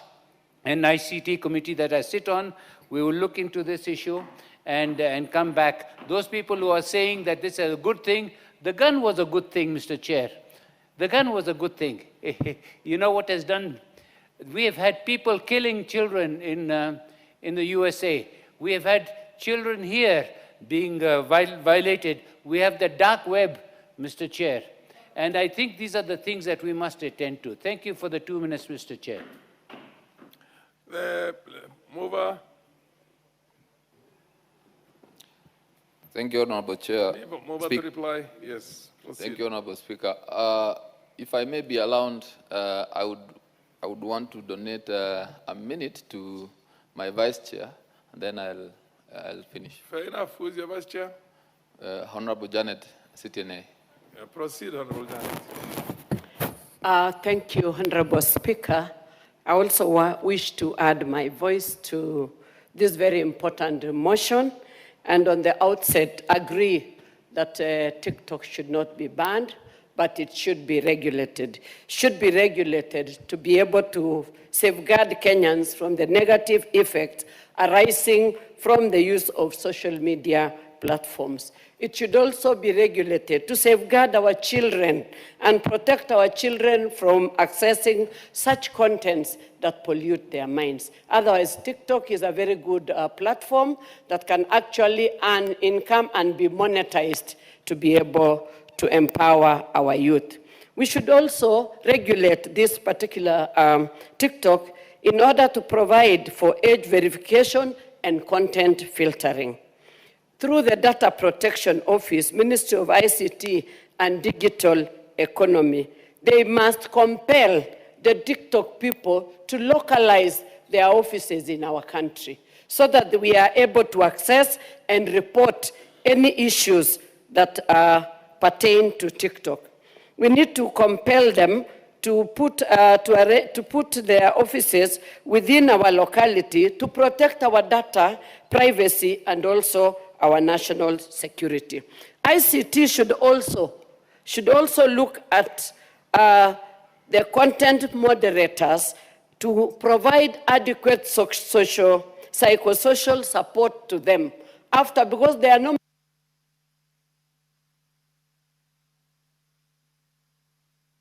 One minute. I just wanted to say that the TikTok content moderators who are used for many, many hours should be provided with psychosocial support, because that also, after being in that system for a long time, they also need to be cancelled. So there should be psychosocial support for them. And also, we should be able to provide a provision for information and reporting options to be able to flag off the illegal or inappropriate content in time before it goes out to the social and to the public, which is affecting them. So thank you very much, Honorable Speaker, for giving me that opportunity. I will give back to Over MP4. Thank you, Honorable Speaker. And allow me to thank the honorable members who have contributed to this very important motion. And Honorable Speaker, I am also shocked at the level of misinformation, distortion of information, propaganda, and also fake news that spreads very fast in this country. Mr. Speaker, to re-emphasize on the issue that is being discussed here, there is no bill that we are discussing. This is a motion arising or that was brought by a Kenyan by name Bob Dolo, a petitioner who wanted TikTok regulated. And from the contributions from the honorable members who have added their voices to this motion, Honorable Speaker, you have heard that honorable members support this idea because we have a duty and responsibility as leaders to protect even the very young people who are our children from accessing information that is not good for them. So TikTok, no one is going to ban TikTok. No one has indicated that TikTok should be banned. What the petition has prayed this House to do or to push for is for regulation of TikTok so that only good information is shared on those platforms. And Honorable Speaker, no one is disputing that TikTok is a good platform. Many of us, and most of us actually, are in those platforms, are in TikTok. And there we consume good information. There we learn a lot, we get entertained. We are witnesses that TikTok has really employed indirectly so many young people. So the idea of having it banned is neither here nor there. The issue is TikTok being regulated and other social media spaces so that only correct or other good information is shared for the consumption by the Kenyan public. But Honorable Speaker, also allow me to call out people and also honorable members of this House who have misinformed the people. Only 2 hours ago, I have seen the honorable member for Manyata, who has only come here for a minute and gone out. I've seen him in the village misinforming the people that TikTok is being banned. And he has promised the people that he would come to Parliament and oppose the motion. But surprisingly, he has come here, listened to the contributions, heard that there is nothing to do with banning, and he has quietly left. So I ask myself, is it not irresponsible for a leader to go and misinform the people that he'll come here and oppose a motion, and then he comes here and chickens out without uttering a word?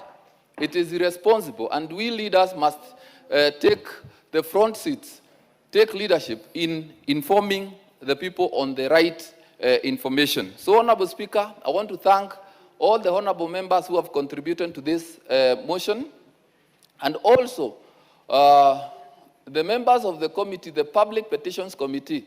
And Honorable Speaker, I have also noted that many members have praised the committee, and I want to thank the members of that committee because they have renewed energy and they are very committed. Hardly do I lack a quorum, and I have seen them support the committee's work so diligently. So, Honorable Speaker, I thank you, and I beg to reply. Thank you, Honorable Speaker. Honorable members, I'll now put the question. That this House adopts the report of the Public Petitions Committee on its consideration of a public petition number 41 of 2023 regarding regulation of TikTok in Kenya, laid on the table of the House on Wednesday, the 25th September, the year 2024. Will as many of those opinions say aye? Aye. Will as many of the contrary opinions say nay? The ayes have it. Thank you. Honorable members, we are now moving on a motion of adjournment.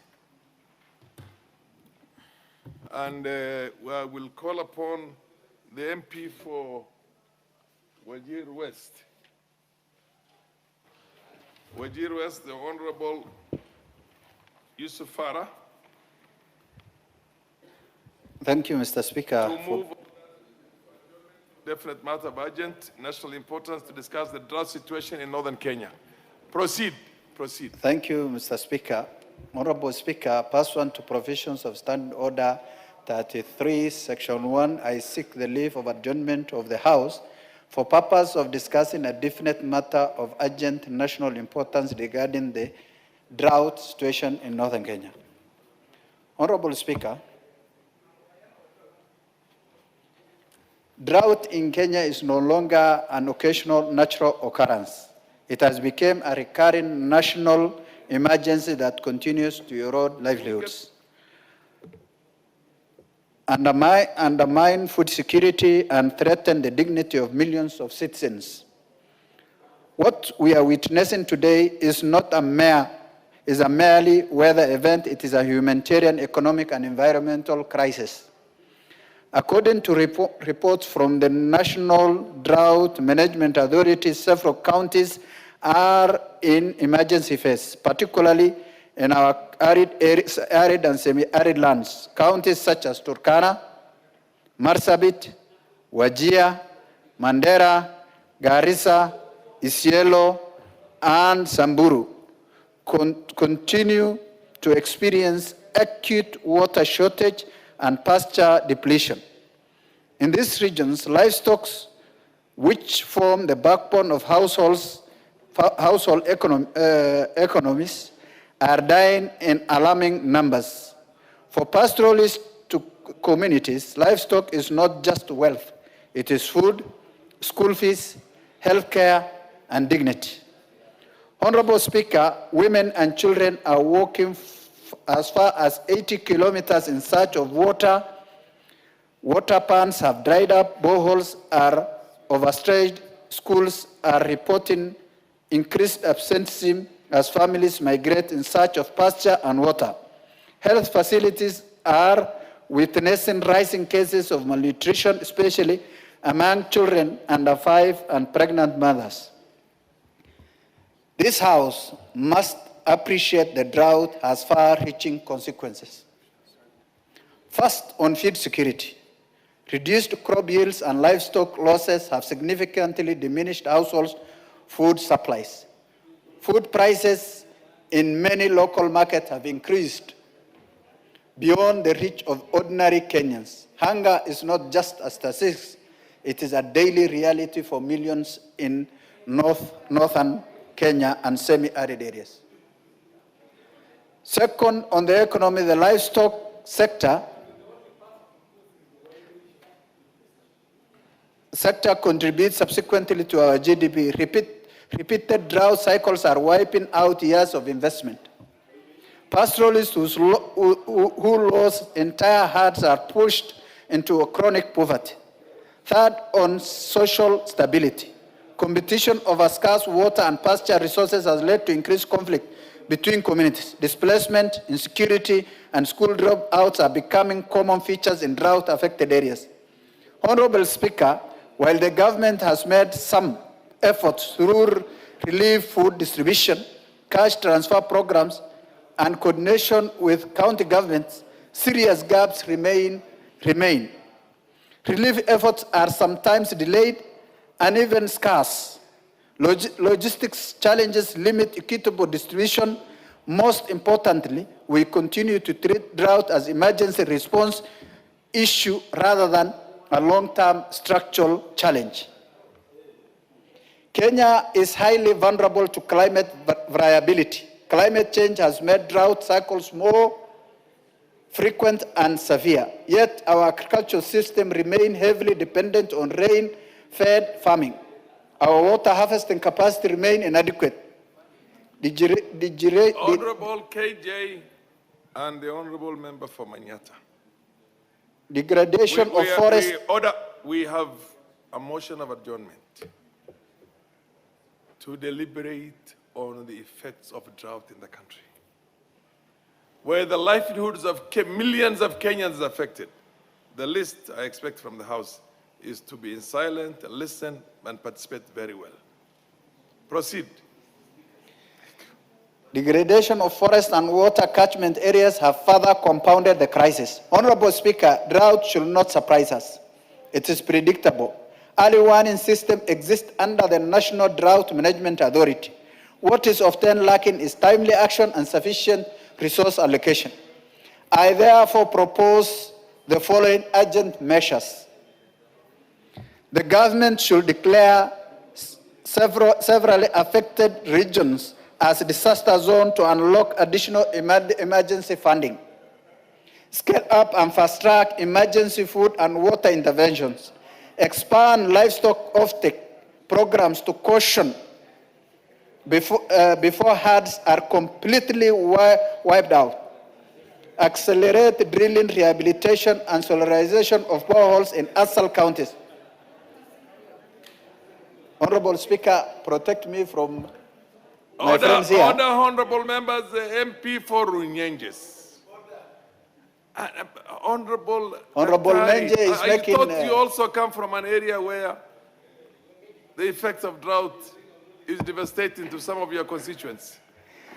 Cash transfer programs should protect vulnerable households. However, Honorable Speaker, emergency measures alone are not enough. We must adopt long-term sustainable solutions. First, we must invest heavily in water infrastructure, dams, water pans, irrigation schemes, and water harvesting technologies.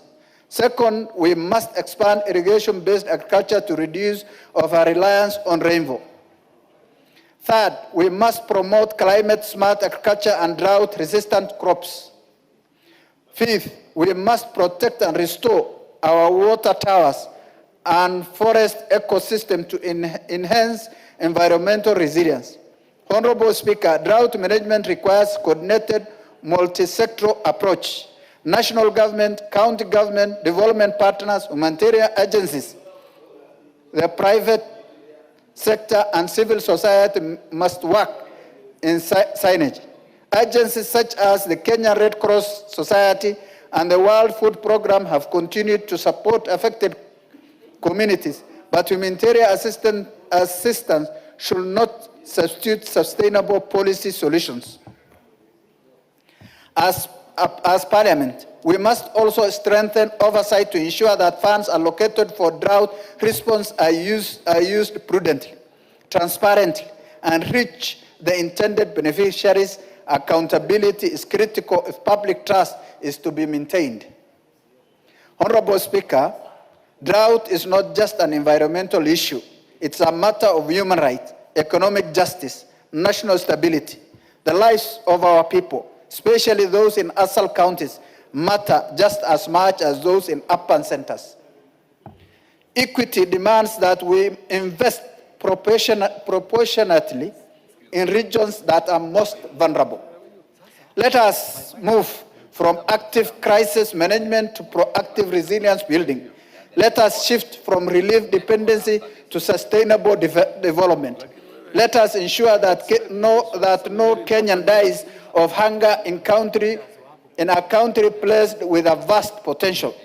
I urge this House to treat the matter of drought with the seriousness it deserves and to push for comprehensive, well-funded, and long-term solutions.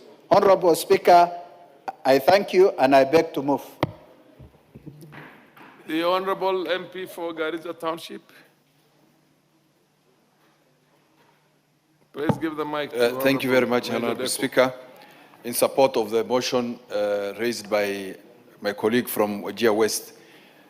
Honorable Speaker, I don't think many appreciate the kind of situation we are in the northern part of this country in terms of drought, the drought situation in the region. We have had this kind of conversation within this term of this parliament in the past, around 2023. And the same thing is happening today. As has been said before, drought situation or drought cycle is not anymore an emergency issue. We have predictable research and information on it that there will be happening a drought in the course of this year or something like that. But however, we see a limited response from the national government and both the county governments in terms of addressing this issue of recurring drought situation. In our region, sometimes 2025, 2024, there was floods that have ravaged that region, roads destroyed, farms destroyed, and we could not harvest that water. If governments were serious in addressing this issue, they should have taken steps between that time and now to put up water infrastructure in that area. Mr. Speaker, we urgently need urgent interventions during this month of Ramadan especially, where there is lack of water. We need urgent intervention in terms of water tracking, urgent intervention in terms of even human feeds, human food. We need animal feeds. And in the long term, those are short-term measures that we need to put into place. Otherwise, this situation has disrupted the economic activities of that region or social lives, in that people are moving from one area to another, creating conflicts in search of pasture and water. So, and these conflicts will deteriorate into fights, killings, and all that. So, Mr. Speaker, we ask the government, first, to declare this situation as a national disaster. Secondly, interventions from donors and development partners to come on board so that these people can be helped in terms of addressing these issues. It is getting too late for this support to come, in that once if at all it comes, we'll have a problem already in place, in that many lives will be lost. Animals are already dying, so coming in at this time is already too late. So instead of waiting to the last minute, we ask the national government to come on board, declare this a disaster, so that other donors can come on board. We have engaged many of NGOs and humanitarian agencies who have told us that until and unless the government declares this as a problem, they cannot come in force. So, with those few remarks, Honorable Speaker, I support the motion. Thank you. Desagio, followed by the Honorable Sane. Every member has 5 minutes, so. Thank you, Mr. Speaker, for giving me an opportunity to contribute to this very important life-saving or life-threatening condition. Mr. Speaker, those of us who come from the northern part of this country are exposed to extreme weather conditions at the moment. Our livelihood, in terms of livestock, is at risk. And if our livestock's life is at risk, then our own lives is in danger. And to avert this, we need reliable source of water, we need reliable pasture, we need food for our people, we need food for our school children.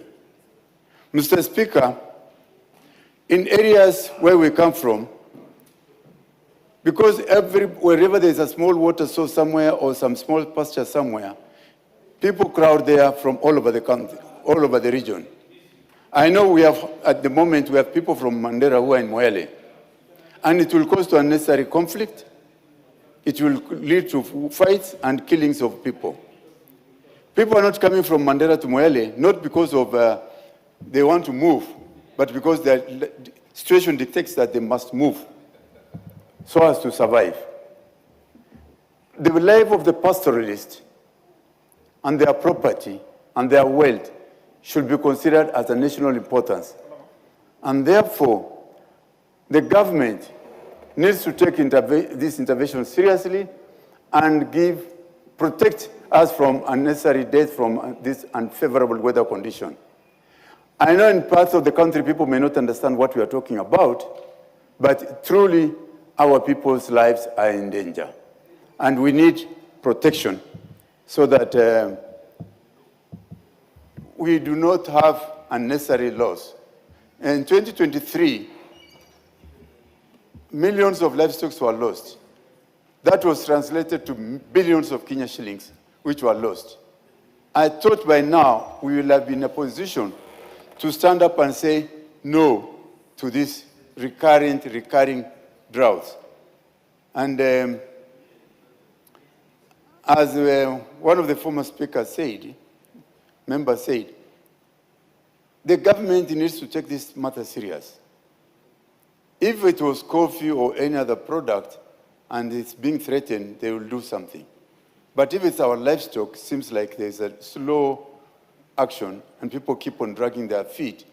And if you ask the ministries concerned, be it the Ministry of ASAL, be it the Ministry of Water, Ministry of Agriculture and Livestock, what is their budget allocation under those sectors that will cover northern part of this country? It is minimal. And it means the government seems not to have taken our situation serious, and we're pleading that our life is important to be saved, and let us save our lives. Let us declare, let the government declare this drought situation a national disaster. Let the government declare. Do you wish to be informed? MP for... Later, you'll inform me in private. Okay. Okay, proceed, inform me. Thank you, Mr. Speaker. I wish to inform the Honorable Dr. Guyo that this issue of livestock, specifically livestock that he has mentioned, that where I come from, Kajiado, Narok, we have been hit by the worst. We have lost the largest number of cattle, sheep, and goat. Order. And it is not just a northern Kenya issue. It is an issue Order, that... order. You will have your moment. This is not a moment for you to debate this issue. A point of information is a lapse on the part of the member who was on the floor, and you help him. You're not going to proceed. Thank you. I think it's good that the drought situation is not just restricted to northern Kenya. Other people are also having it. And it's not a pleasant thing to have. Our wealth is all in our livestock, and we cannot afford to lose them. We are pleading to the government to declare this thing a national disaster so as to open the gate from other donors so that people will come forward. It's so shameful that we are going around NGOs asking for help, yet we have the government that considers our situation and we are not doing anything to help us. So, Mr. Speaker, with those...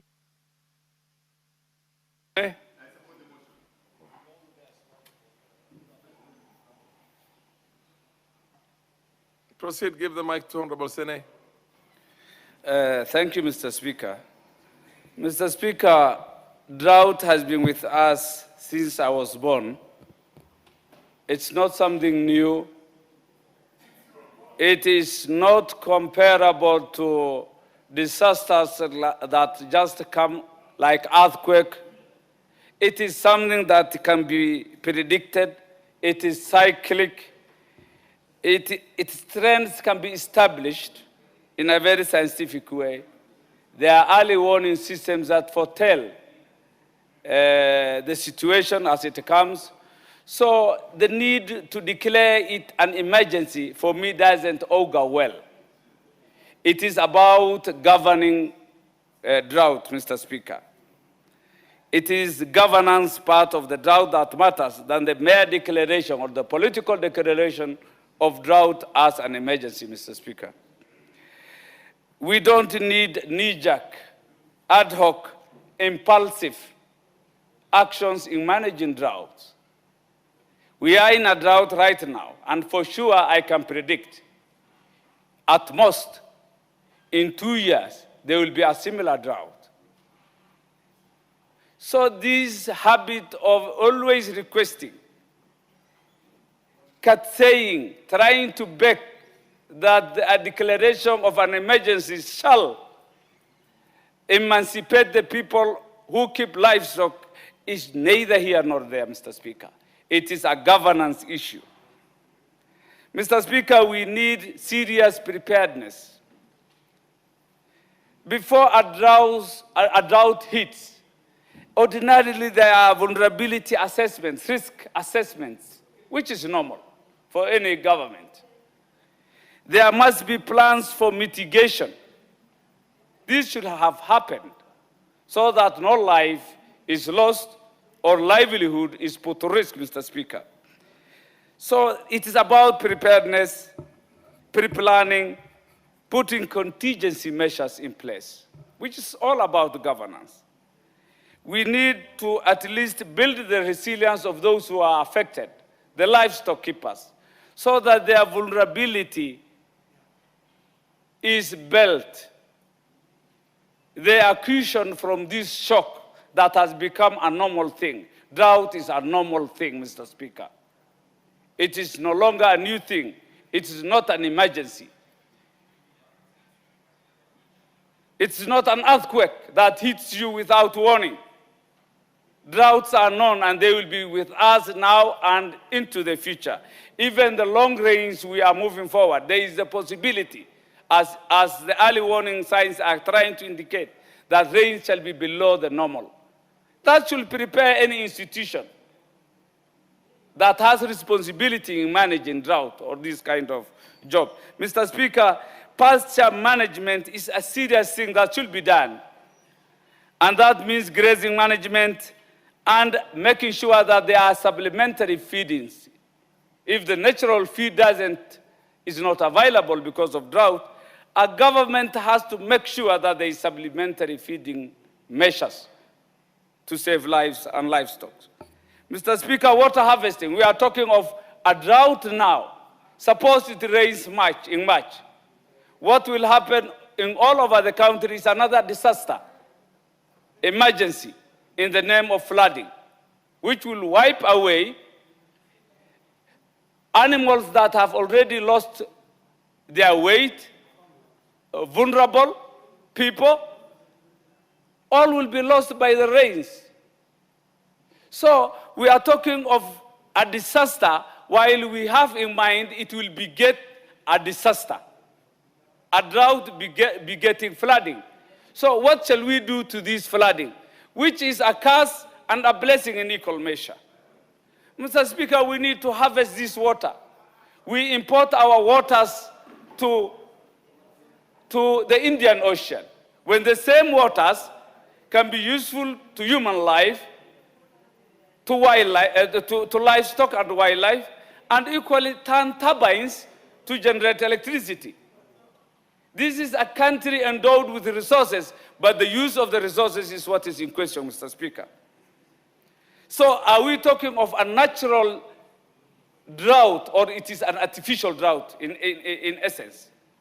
If you fail to manage a drought that is manageable, then it translates to an artificial drought. Give him a minute. Give him 1 minute. Mr. Speaker, I beg for more. A natural drought that is not managed will translate automatically to an artificial drought. So the blame comes back to us for mismanaging, for not governing well. Livestock marketing would have helped these people who are vulnerable. Where is livestock marketing, especially at these times? Dryland farming would have helped not only these arid areas, other parts of the country. Mr. Speaker, social health will also have come if it would have been improved for these people who are affected, because diseases are also there. When you are most vulnerable, diseases also come. So we beg that there should be an enhanced social health care system at this time. Policy and insurance issues would have been something that would have helped these people in the long term, Mr. Speaker. In other words, to conclude because of time, if this drought is not well managed, if we don't manage a particular drought, if there will be inaction on our side, then it proceeds that there will be a dangerous predicament going forward. It will be a cycle of disasters. The Honorable Wako, Naomi. Thank you very much, Honorable Speaker, for giving me this opportunity to add my voice to this debate.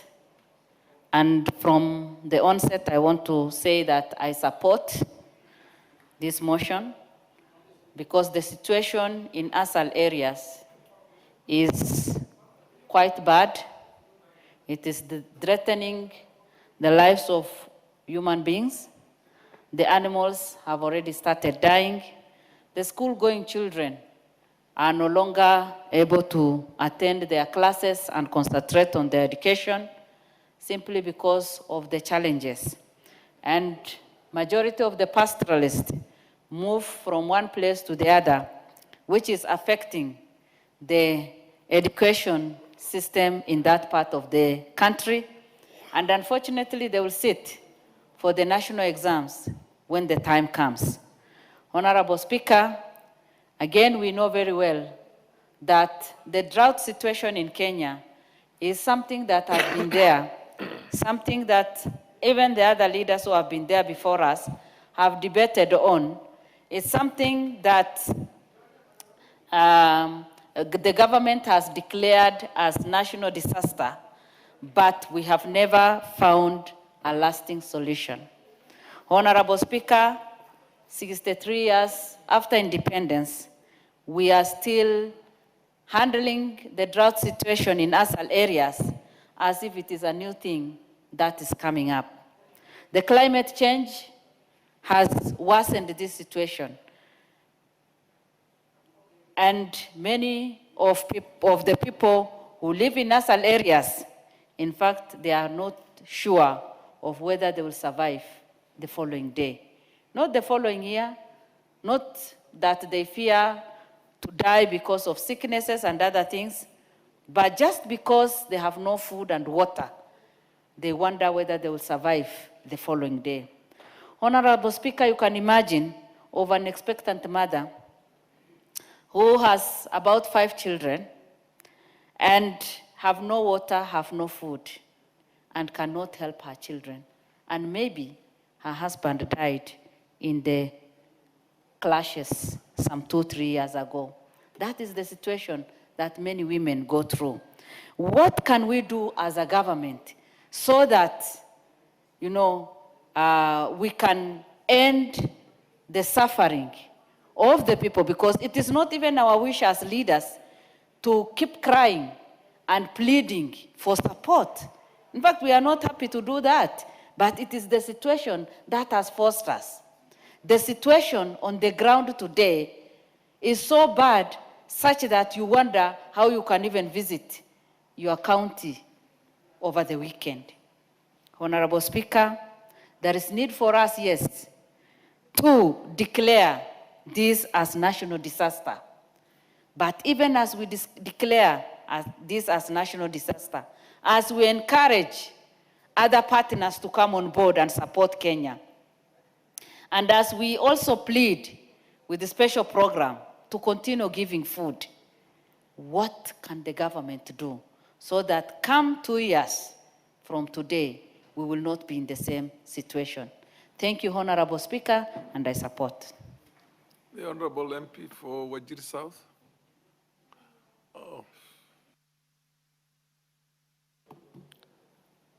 Thank you very much, Honorable Speaker.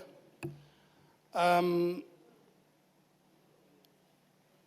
like to contribute to the motion and declare that the current drought has laid bare the soft underbelly of Kenya when it comes to disaster preparedness.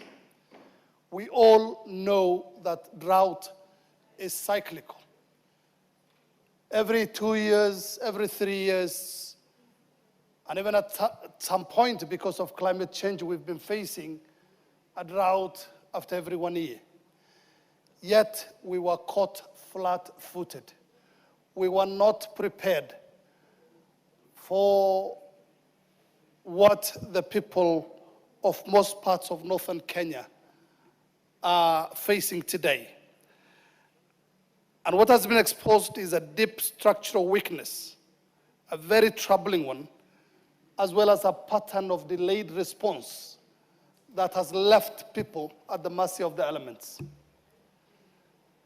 We've seen places where people are facing shortages of water and food, and who have not seen any authority whatsoever come to them. County governments, Mr. Speaker, have been, the whole devolution idea was about taking services closer to the people. And county governments have been also caught flat-footed in their response to the current drought. Up until now, there are places and in some counties where the county governments are not doing much in terms of delivering water and much needed aid to the people. This is unfair. They are supposed to be the first line of response to disasters and crises like the drought that we have today. We will call a spade, Mr. Speaker, and not miss our words when our people are not getting the much needed services they need and from the people that they have put their trust in. We have seen county teams who are supposed to be their emergency response.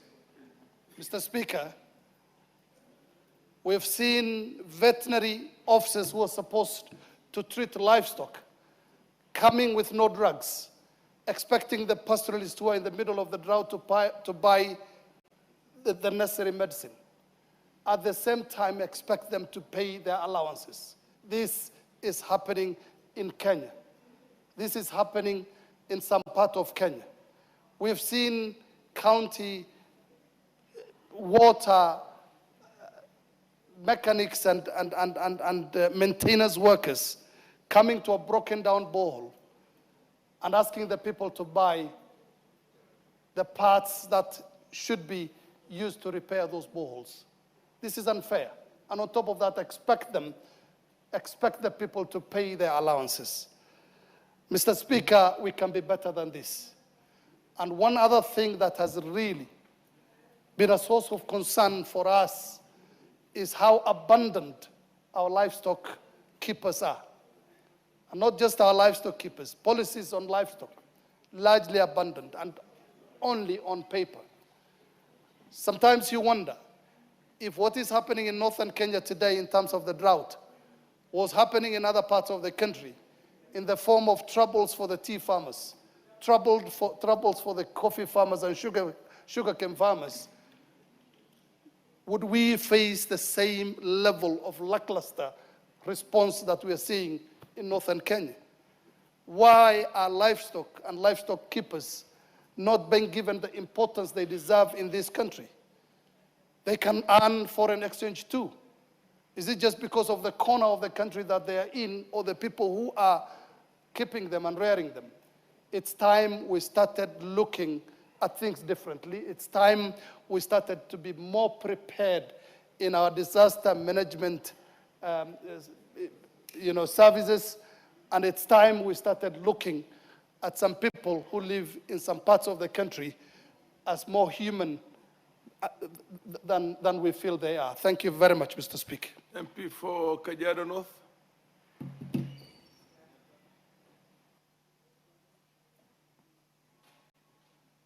Please give him the mic. Then followed by the MP for Tarbaj. The mic. Indeed, yes. I'm coming to the Goreti and Manyata too. Thank you. Thank you, Mr. Speaker. Mr. Speaker, I want to put my voice on this adjournment motion and thank the member who brought this up. Mr. Speaker, northern Kenya and other parts of this country are facing serious drought. Particularly northern Kenya, Mr. Speaker, it disturbs that a government cannot plan for what they know is the obvious. The weathermen predicted, and most importantly, when this government came in, the Kenya Kwanza government came into power, they had ideas on what can be done to avert a situation where continuously you are talking of the same thing. Mr. Speaker, remember, the feeding program in northern Kenya was put to a hold because of a number of accountability issues. As we talk today, it continues to get worse in northern Kenya. And somebody has to speak for northern Kenya because it is part of Kenya. Mr. Speaker, you are talking of dams. You are talking of agriculture. These are potential areas where we could have a lot of productivity with proper planning. But Mr. Speaker, even before you talk of going to Singapore, talk of going to Mandera and having to do something that can change the lives of the people there.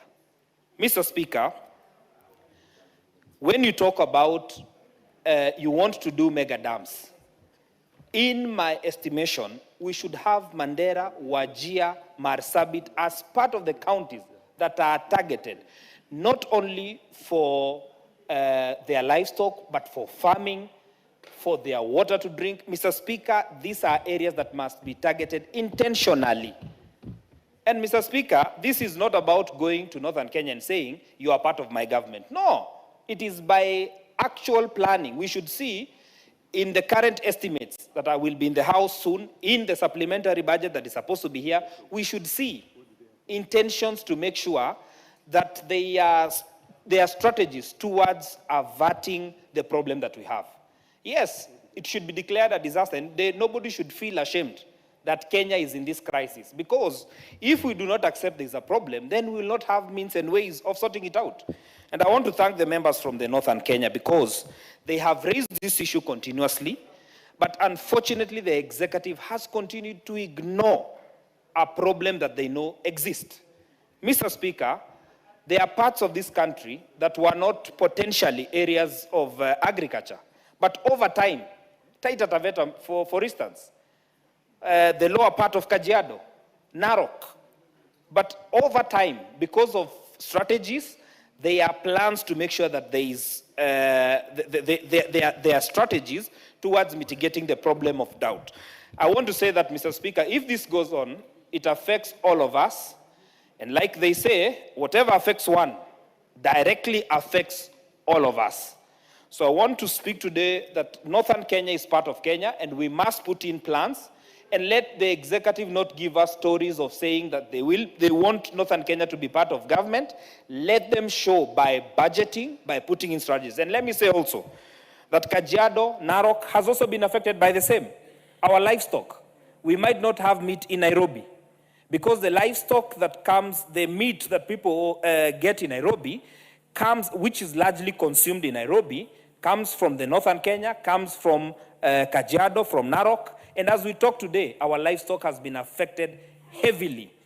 And I want to say that today, we must all speak on behalf of the drought-hit areas, and specifically Northern Kenya, and the good people out there, like His Excellency Rigathi Gachagua, who speak on behalf of Northern Kenya, must continue doing the good job. Thank you very much.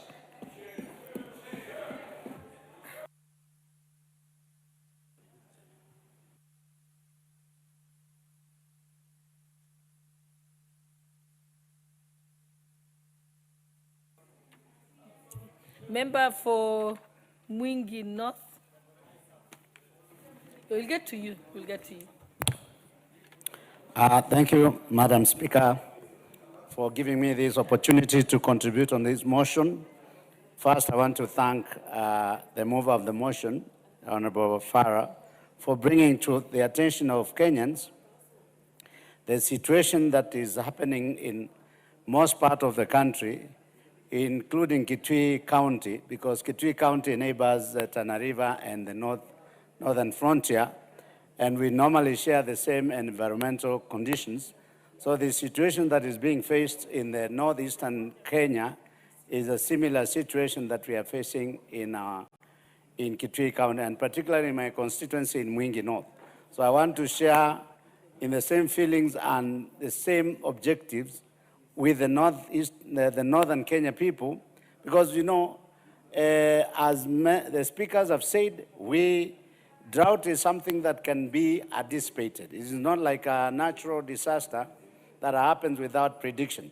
So I want to also agree with the members that the government needs to declare this drought a natural disaster, to the effect that in the coming budget, the government needs to factor money to provide food for animals and food for human beings, so that we can manage with the drought. We are hoping that the anticipated rains that are going to be coming in the month of March may solve or may ease the situation. But in the meantime, animals are dying, goats are dying, sheep are dying, cattle is dying in Mwingi North, and therefore I want to agree with the members from the Northeastern that this is indeed a natural disaster that requires the attention of the government. The same is happening for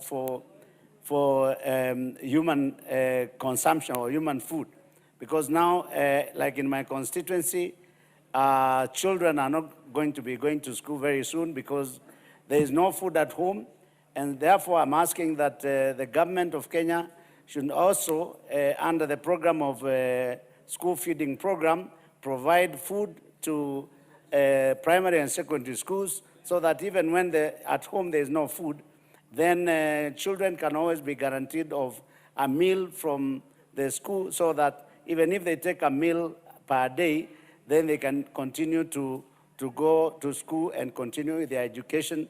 Otherwise, they are going to be disadvantaged compared to the rest of Kenya. So I just agree and support the proposal by the honorable member. Thank you.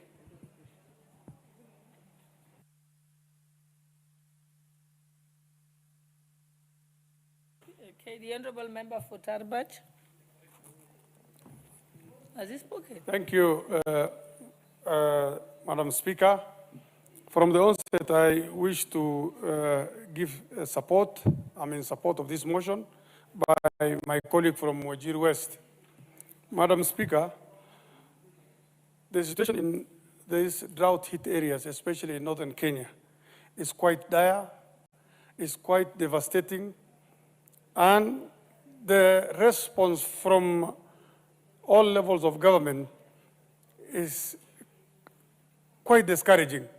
It's quite slow, and at times the national government, there is tossing between the national government and the county government, where the county government says it doesn't have all the ability to attend to this matter, while the national government tells us that it is the county government to attend to this matter. This is a life and death matter. This is not something that is going to affect that region or the country just for a month or two. This is something that will leave behind a print that will economically, socially, and even politically, the whole country and the region for quite a while.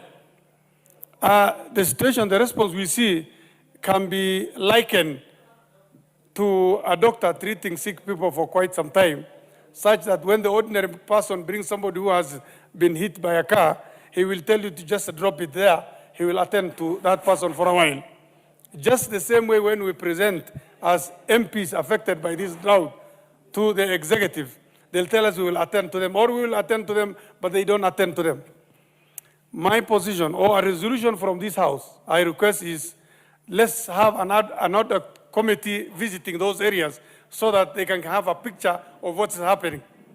Secondly, at the disposal of the constituents as CDF, I request the Treasury or this House should reach a resolution such that besides the bursaries, the MPs from these hard-hit areas should be allowed to use CDF to attend to the drought situation in their constituencies.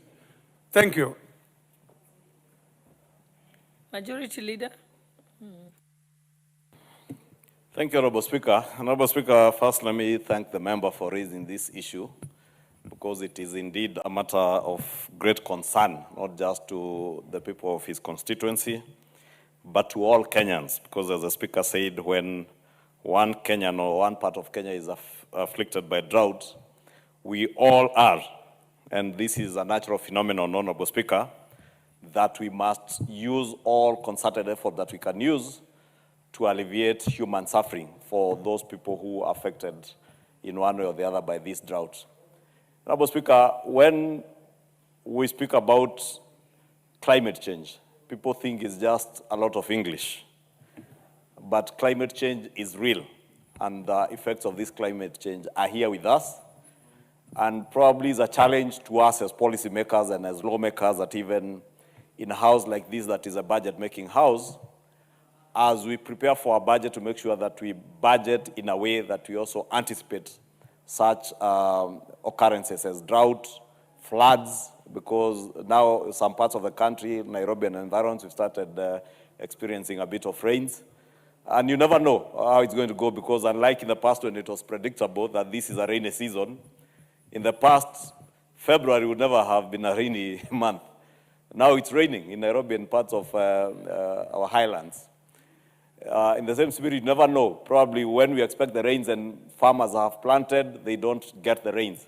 And that is why it's important. And I want to agree with the member of Kajiado North, the Honorable Ngogoyo, when he says that as we budget, we must ensure that we have planned in a way that we do not continue to depend on rain-fed agriculture, that we have dams in the northern parts of Kenya. And that is the reason why I want to invite the Honorable Member for Kajiado North and others in this House. We are in the process of doing public participation now on the National Infrastructure Fund. That is a fund, Honorable Ngogoyo, that will transform in a big way how you do budgeting for such capital-intensive projects.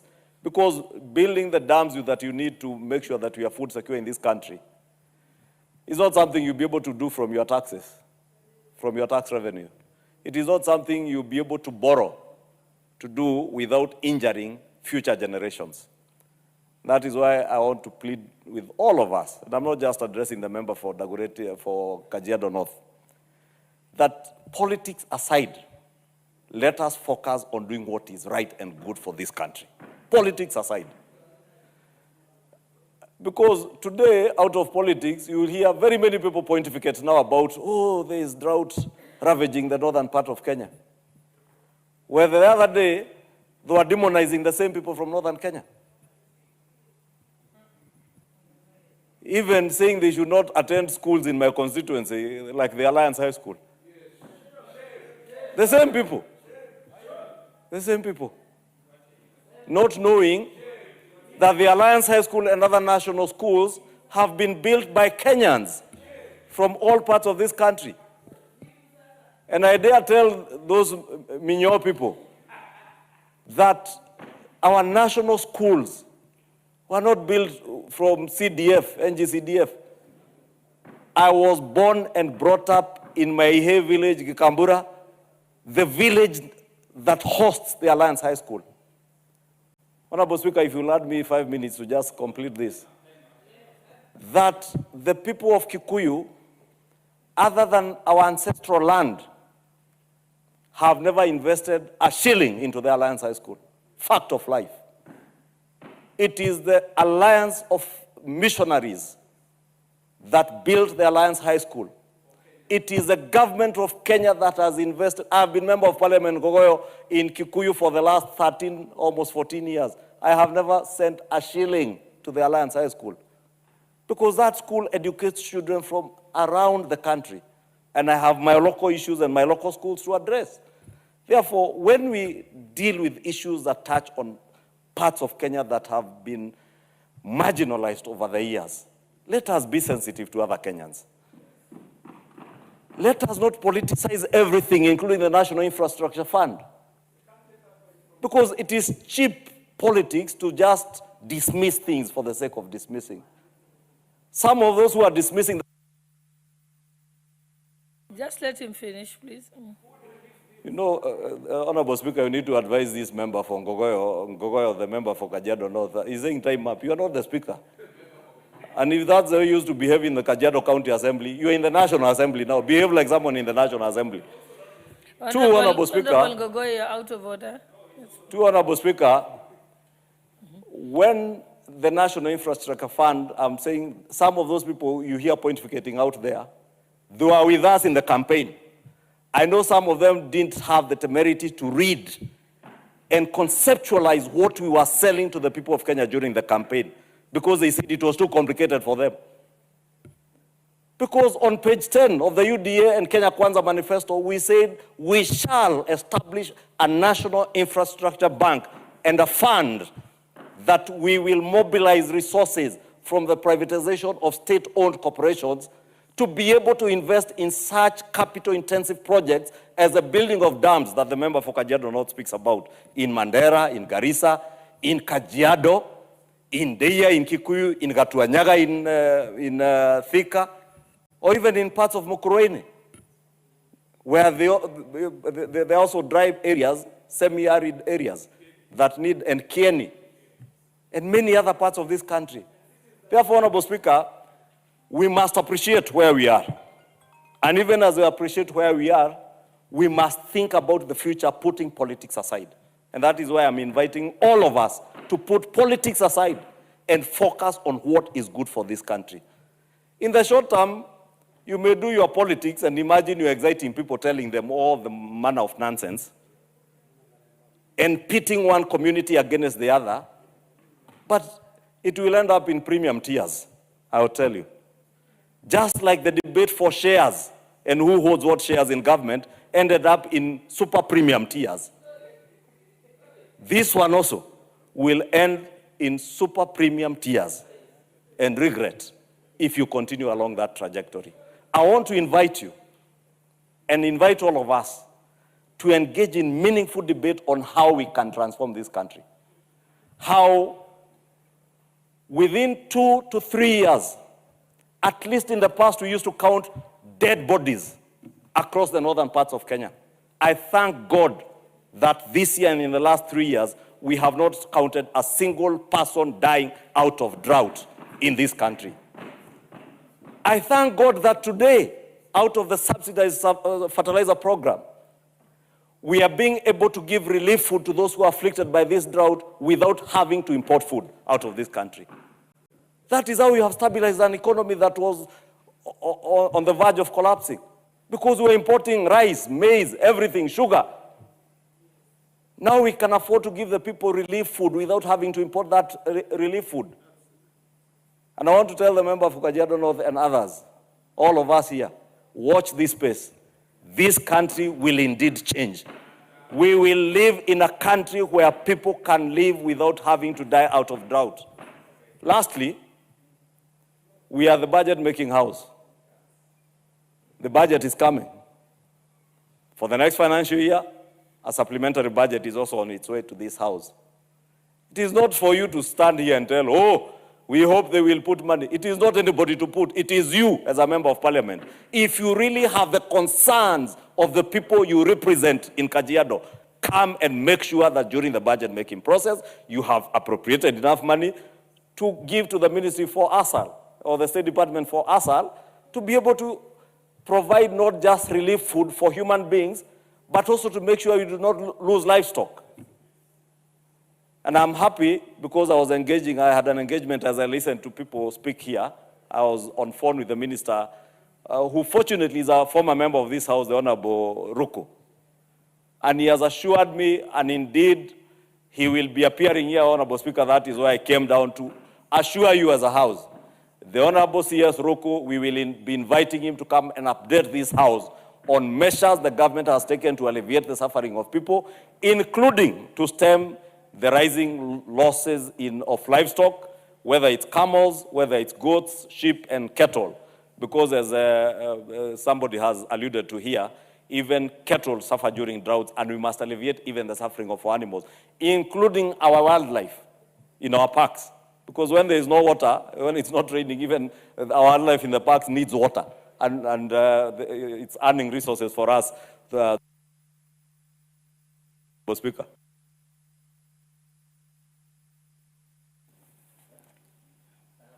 I think we have another two. Yes, Honorable Farah Malim, please, you may proceed.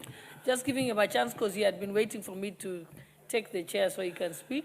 Then we'll come to member for Dagoretti. Yeah. Honorable Mwenje, I know you had shown interest. Honorable Eva. So let's try and make it 2 minutes. Honorable. Everybody, we have enough time for all of you. Madam Speaker. Including you, Honorable Ounda and Honorable Makali.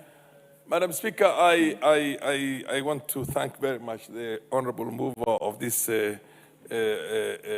motion and all the members who have contributed. The MP for Kajiado North included. Madam Speaker, we have a problem. It's not for lack of I want the majority leader to listen to this. Majority leader. Madam Speaker, protect me from KJ, the majority leader. And is required to pay attention. I want you to listen, majority leader. The MP for Manyata should not keep you busy. It's not for lack of, yes. Inform me. Thank you, Honorable Speaker, and my apologies because I got indulged by the member for Manyata on drought-related issues, and I wanted to inform the Honorable Farah that the member for Manyata, I was informing the member of Manyata that before he was born, there was a DO who stole relief food. Yes. A DO who was charged with taking care of people during a time of drought like this. Yes. That DO then rose to be a deputy president who was impeached. So I was only telling the member for Manyata, that DO that stole relief food, you know him. Thank you for the information. Madam Speaker, Honorable, the MP for Manyata, you'll have your moment. Madam Speaker, let me take my moment. We'll give you a chance, member for Manyata. Honorable Majority Leader, it's not for lack of goodwill from the government to try to put in resources for this drought. It's the issue of how those resources are used. For example, you talk about special programs. Special programs is there. It's for life-saving human lives. When you're dealing with livestock, there's a State Department for livestock. For God's sake. That money was allocated to the State Department for Livestock, and within 24 hours, it was changed and brought again to special programs. At that time, the State Department for Livestock had already started the procurement of 1 million bales of hay in makwiny. And the trucks were on the way. The trucks were ready to move that so that livestock is saved. You know what? When that was changed, brought back to what they call special programs, all they did is that they took 4 vehicles, 4 truck and trailers to Mandera. That's it. The 1 million bales of hay is sitting in makwiny. This money is not going to be used, the 1 billion shillings that was set aside. And I want the minister to hear this. I want the deputy president to hear this. I want our president to hear this. It's not because of the lack of goodwill. It's the intention. It's the intention. By now, livestock would have been saved everywhere. Within 24 hours, we were going to have 1 million bales all over the country where livestock is affected. We were going to have money available in the boreholes so that the animals, the water can be tracked from the boreholes into the interior where the animals have already gone there in search of hay. Because animals die because they go for hay for half a day or 2 days and then they come back for the water. They die on the track. But if you take the hay itself, or rather you take the water to where the animals are having the hay, or they're having the grass, or they're having the vegetation, they will not die. And for us to be able to deal with this thing, there's an expert department called the Livestock Department. It's a state department. Why are we not using them? I'll tell you why we're not using them. Something has got to be done about corruption in this country. I don't think we have even used 100 million shillings out of that billion which was set aside now. And not less than 20% of the livestock is already dead. Because for you to save livestock, you must rush in with water. You must rush in with hay. The transport is available. The hay is available in the country. Even the animal feeds. I am purchasing now 150 tons from people who make animal feeds in Madeira. And you cannot believe it, 2 kilograms of that can make a difference between whether the animal dies or not. 150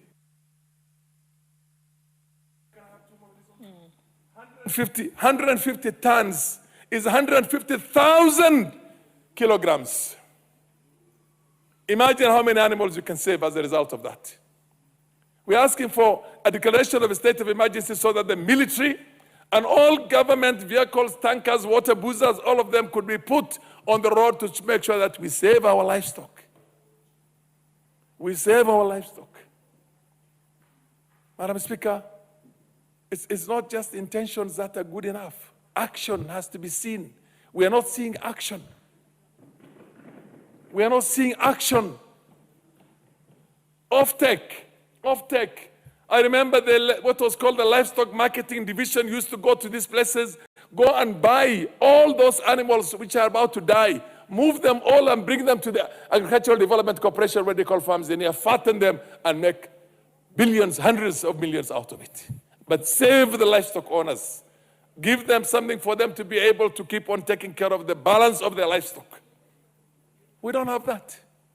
Nobody is doing any off-take right now. Nobody's trying to save the livestock. So we have a problem. We have a problem. It's an emergency, and I want this parliament to sit. Somebody said that members of parliament should travel around to see what's happening. I agree with that. Members of parliament, our National Assembly members of parliament care about the 4 corners of this country.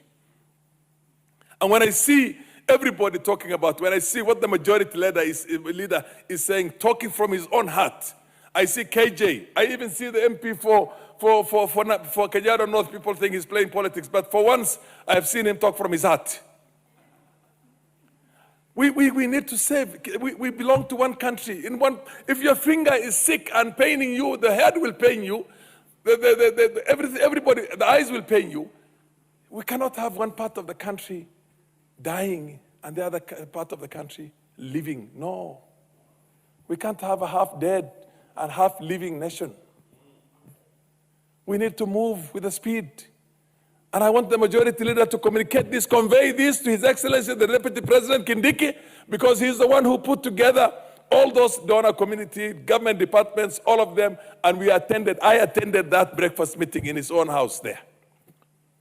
For God's sake, make sure that this hay goes to the livestock there so that we don't lose any more livestock. Any more livestock. Make sure you put on a full scale all the companies that are making animal feed so that we can take that fortified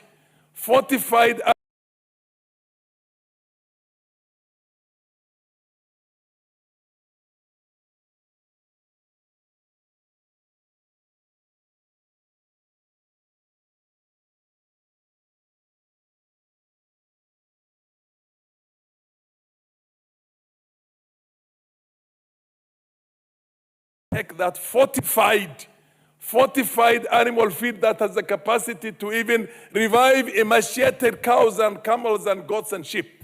Once they're given that for 2 kilos or 3 kilos, it makes all the difference. It won't cost us much. I'm 100% sure it's going to cost us less than the billion shillings that was set aside. It's just a question of prudently using this and the resources going to where our mouth is.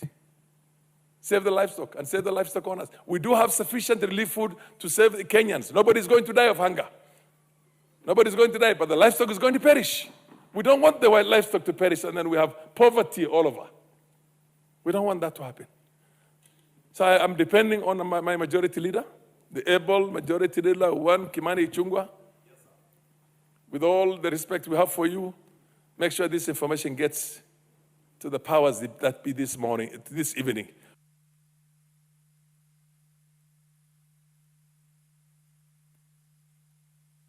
Honorable KJ.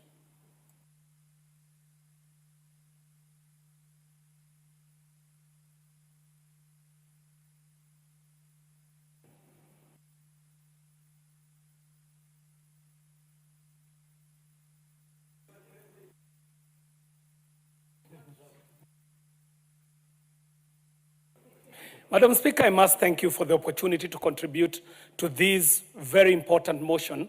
And we must thank the Honorable Farah Yusuf Mohammed for bringing to the floor of the House such a matter of great national concern, Madam Speaker. And from the offset, Madam Speaker, it must be said that this conversation cannot be domiciled just in the plains and the deserts of northern Kenya. Madam Speaker, when we have a situation of national emergency like we are talking about, it affects even those who are city dwellers, Madam Speaker.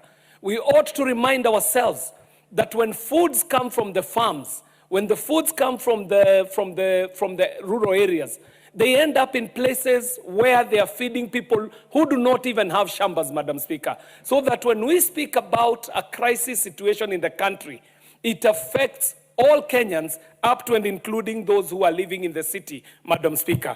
And so I must thank Honorable Farah Yusuf Mohammed for bringing this to the floor of the House so that we may be able to discuss the situation as is, not only in northern Kenya, but in this country, Madam Speaker. And Madam Speaker, it is clear and it has been observed that reduced yields and livestock losses have significantly diminished the household food supplies, Mr. Speaker. And Mr. Speaker, these repeated drought cycles have been wiping out years of investment so that that which is hit is not only the current stock in the farms, but Mr. Speaker, it must be noted that these are wiping out entire years of investment. But most importantly, Mr. Speaker, it also speaks to the topic of social stability. That, Mr. Speaker, when we have competition on scarce water and even feeding resources, they lead to conflicts between communities because it is, as it has been said very well, a hungry man is an angry man. So this parliament is rightly in its place to address the issues that have been brought by the Honorable Farah Yusuf Mohammed and to take the conversation further, even beyond the emergency. And that is why, Mr. Speaker, it must be said that this year, even as we are meeting and facing such a crisis, we also should count what is accruing from good decisions that have been made in the recent past, Mr. Speaker. That it is this government that decided in its own motion that it is going to revolutionize agriculture and farming and food production, and the results are showing, Mr. Speaker, that what we are seeing happening in places like Galana Kulalu, well explaining why this time round, Mr. Speaker, the situation has not gotten to a place of loss of lives, Mr. Speaker. And so it is important to now look forward and see what needs to happen, Mr. Speaker.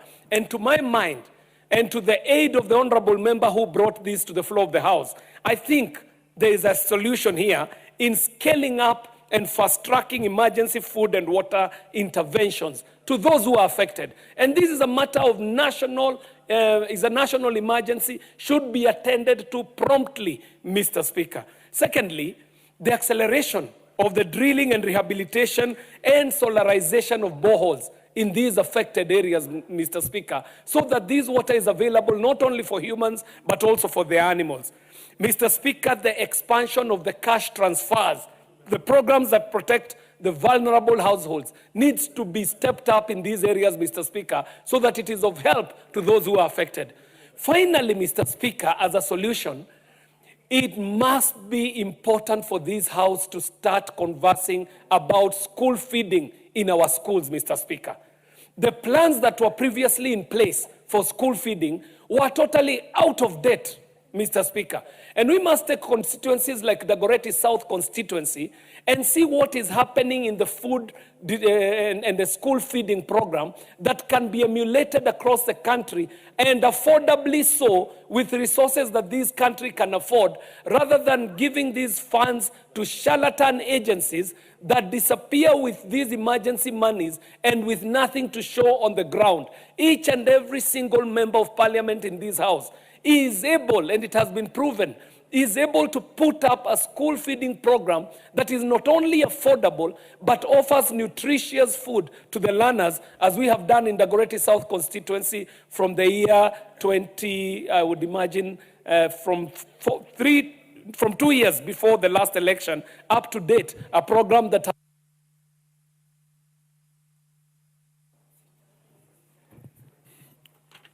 No, you have had your bites, Honorable.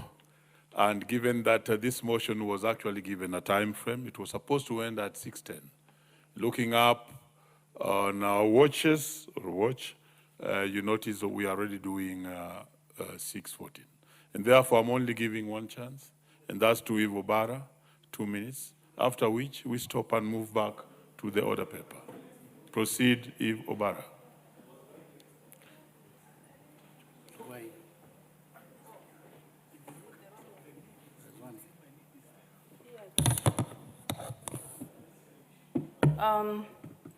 Thank you very much, Mr. Speaker. And let me add my voice to support the motion by my member from Wajir. Mr. Speaker, as much as we empathize with the situation in the northeastern Kenya, Mr. Speaker, we are aware that this is not the first time. And over the years, this has been happening year in, year out, when we have drought and disaster of a similar nature. Mr. Speaker, this is a time when we appreciate the role of social media, because it has made it possible for us to see real time what is happening to our colleagues and our country in the northern Kenya.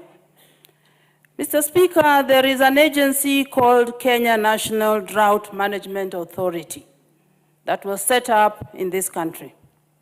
Mr. Speaker, the mandate of the authority was that the agency is responsible for coordinating and implementing measures for disaster management in the country. Mr. Speaker, the question therefore is, what has the authority done since it was set up? Mr. Speaker, we'd like to know what kind of strategies did they put in place to mitigate similar problems that we now have. Mr. Speaker, it's about time that maybe, because this has been a perennial problem, it's about time, Mr. Speaker, that we actually summon the CS for labor, I think this is where it falls under, and the CEO of this authority, so that they can tell us what is the problem and what kind of measures have they put in place over the years. Mr. Speaker, this cannot be a talk shop where we come and ask for disaster, declaring a disaster. In 2023, we also declared a disaster, and nothing has been done because the problem continues. We must start holding CEOs or officers to account for the jobs that they've been given to do. Thank you very much, and once again, I support the motion. Thank you. Very well, honorable members. I know the interest was very overwhelming. If I were on the floor, I would really also would have been interested. But then the time set out for this adjournment motion is actually done, and therefore we have to go back to the order paper. And allow me then to call out for the next order. Order number 11, motion, consideration of the privileges and immunities, the Global Center for Adaptation Order 2025.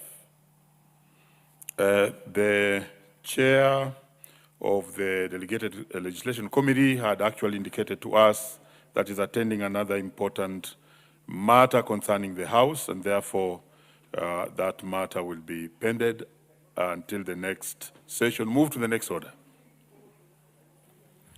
Order number 12, the National Cohesion and Integration Bill, National Assembly Bill number 74 of 2023. The chairperson, Committee on National Cohesion and Integration, is in the House. Mheshimiwa Nzengu, you are doing it? Doing it, yes. Proceed. Thank you, Mr. Speaker. Honorable Speaker, I beg to move that the National Cohesion and Integration Bill, National Assembly Bills number 74 of 2023 be read a second time. By way of introduction, Mr. Speaker, this bill aims to repeal the National Cohesion and Integration Act, Cap 7, and the National Cohesion and Integration Act, Cap 7, and was enacted as a direct response to the post-election violence that rocked the country in 2007 and early 2008. The violence heightened deep ethnic tensions and inequalities, as well as the failure of state institutions to manage diversity and enforce law and order. There was initiated a reform agenda aimed at addressing the root causes of the conflict, one of which was ethnic discrimination and incitement. As part of this, Parliament enacted the National Cohesion and Integration Act, number 12 of 2008 in September 2008. The National Cohesion and Integration Act is being repealed because it was introduced prior to the Constitution of 2010. The primary objective of this bill is to ensure alignment with the Constitution. Mr. Speaker, sir, I now seek to highlight the provisions contained in this bill. Honorable Speaker, the bill aims to align its provisions with the present constitutional dispensation and structure of government by giving effect to the Articles 10 and Article 27 of the Constitution on the promotion of national unity and non-discrimination. Honorable Speaker, the bill provides for the establishment of the National Cohesion and Integration Commission, comprising of a chairperson and 8 other members nominated by the President for the appointment and approved by the National Assembly, who are to serve for a 3-year term and are eligible for one additional 3-year term. Honorable Speaker, the bill makes provisions for functions of the National Cohesion and Integration Commission to develop policies for the promotion of national values and principles of governance. The second function is to promote equal access and enjoyment by persons of different ethnic, racial, or social origins to services and facilities provided by the government and private entities. Honorable Speaker, additionally, the bill stipulates for the headquarters of the Commission to be in Nairobi, but mandates the Commission to establish 9 regional offices in the country. The importance of having various branches is to ensure that its services are accessible to all parts of the country. Honorable Speaker, the bill also addresses the issue of ethnic discrimination. It gives instances when a person is considered to discriminate against another, whether directly or indirectly. Such instances include, for example, if on ethnic grounds the person treats another person less favorably than he or she would treat another person. It also arises if a person applies to another person a requirement or a condition which would apply to persons of another ethnic group, but the person cannot show to be justifiable irrespective of the color, race, nationality, or ethnic or national origins of the person to whom it is applied, and it is to the detriment of the person because that person cannot comply with it. Honorable Speaker, the bill also highlights issues on discrimination in employment. It requires every public entity to ensure representation of the diversity of people of Kenya in the employment of staff and to afford adequate and equal opportunities for appointment, training, and promotion at all levels of public service to members of all ethnic groups. It bars public entity from recruiting or having in its employment more than 1/5 of its staff from the same ethnic community. It further prohibits an employer or a potential employer or their representatives from discriminating against another person in arrangements made for the purpose of determining who should be offered the employment and in the terms that the employer offers the employment. Honorable Speaker, in addition to the outlined expectation, the bill further promotes affirmative action by encouraging employment of individuals from underrepresented ethnic groups in sectors where their cultural identity, heritage, or lived experience is essential to their authenticity and effectiveness of the work. This includes roles in cultural entertainment, artistic expression, and the provisions of culturally responsive personal services. The bill affirms that such measures do not constitute discrimination, but are instead necessary steps toward achieving a substantive equity and inclusion within the workforce.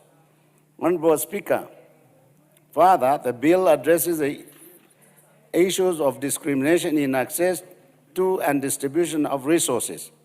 It mandates that as far as practical, public resources should be distributed equitably and geographically, taking into account Kenya's diversity, population distribution, and poverty index. Honorable Speaker, it is worth noting that the bill also addresses the issue of hate speech. It highlights action that amount to hate speech and makes it an offense if the person intends to stir up ethnic hatred or having regard to all other circumstances, ethnic hatred is likely to be stirred up. Those actions are where a person uses threatening, abusive, or insulting words or behavior or displays any written material that publishes or posts or distributes material in print, electronic, or social media, presents or directs the performance of a play to the public, distributes, shows, and plays a recording of visual images, or produces, or directs a program which is threatening, abusive, or uses insulting words or behavior.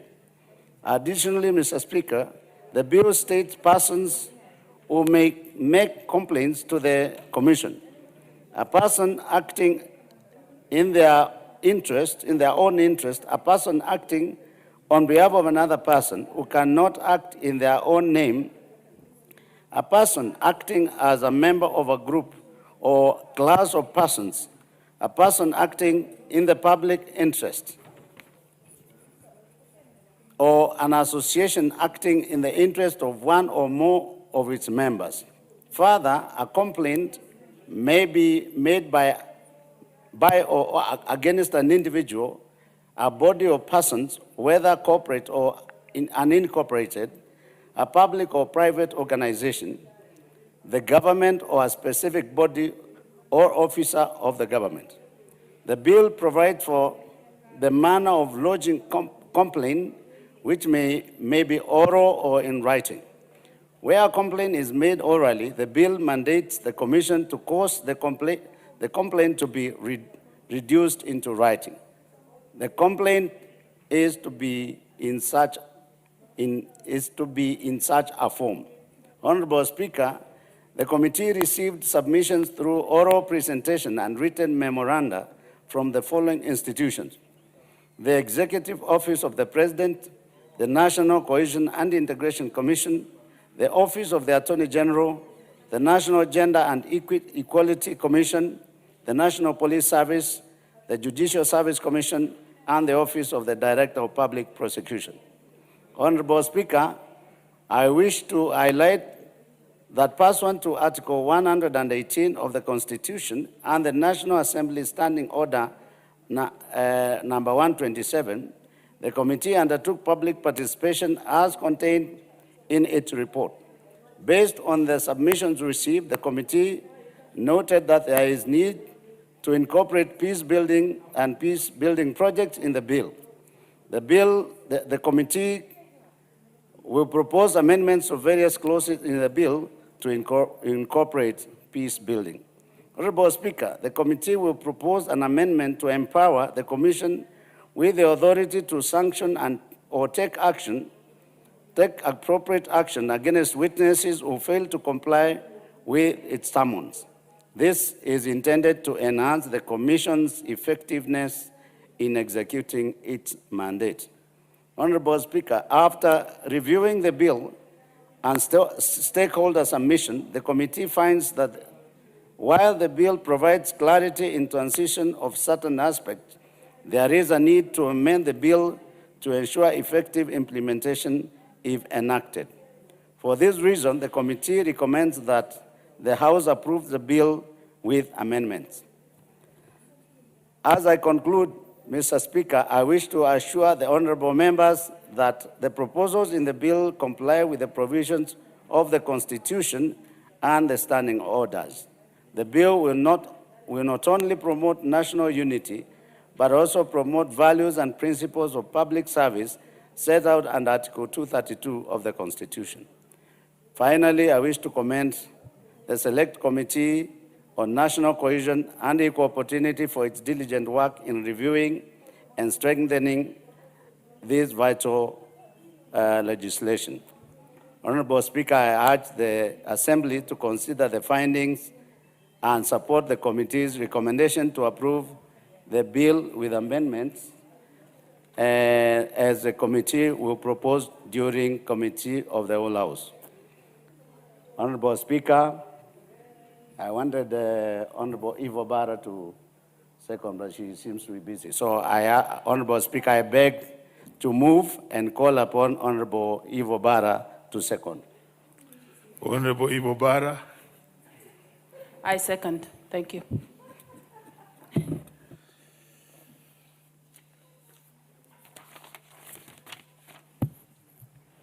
Very well, honorable members.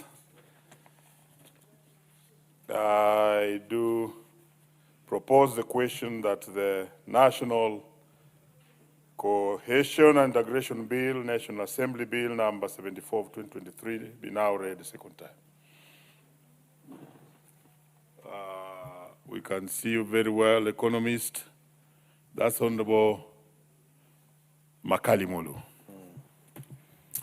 Yeah, thank you, Speaker. Honorable Speaker, I want to support the proposed amendments to the National Integration and Cohesion Act that have led to the bill in the House. I've listened to the mover, Honorable Speaker, and quite a number of amendments have been proposed. But I think as I support those amendments, Honorable Speaker, the committee has said they will be proposing some amendments, and I hope what I will be saying is what they will be proposing. Honorable Speaker, we've interacted with this commission a number of times. We have also seen their work in this country. And what is very frustrating, Honorable Speaker, is that it seems to be a commission which can talk but can't take action. Why am I saying that, Honorable Speaker?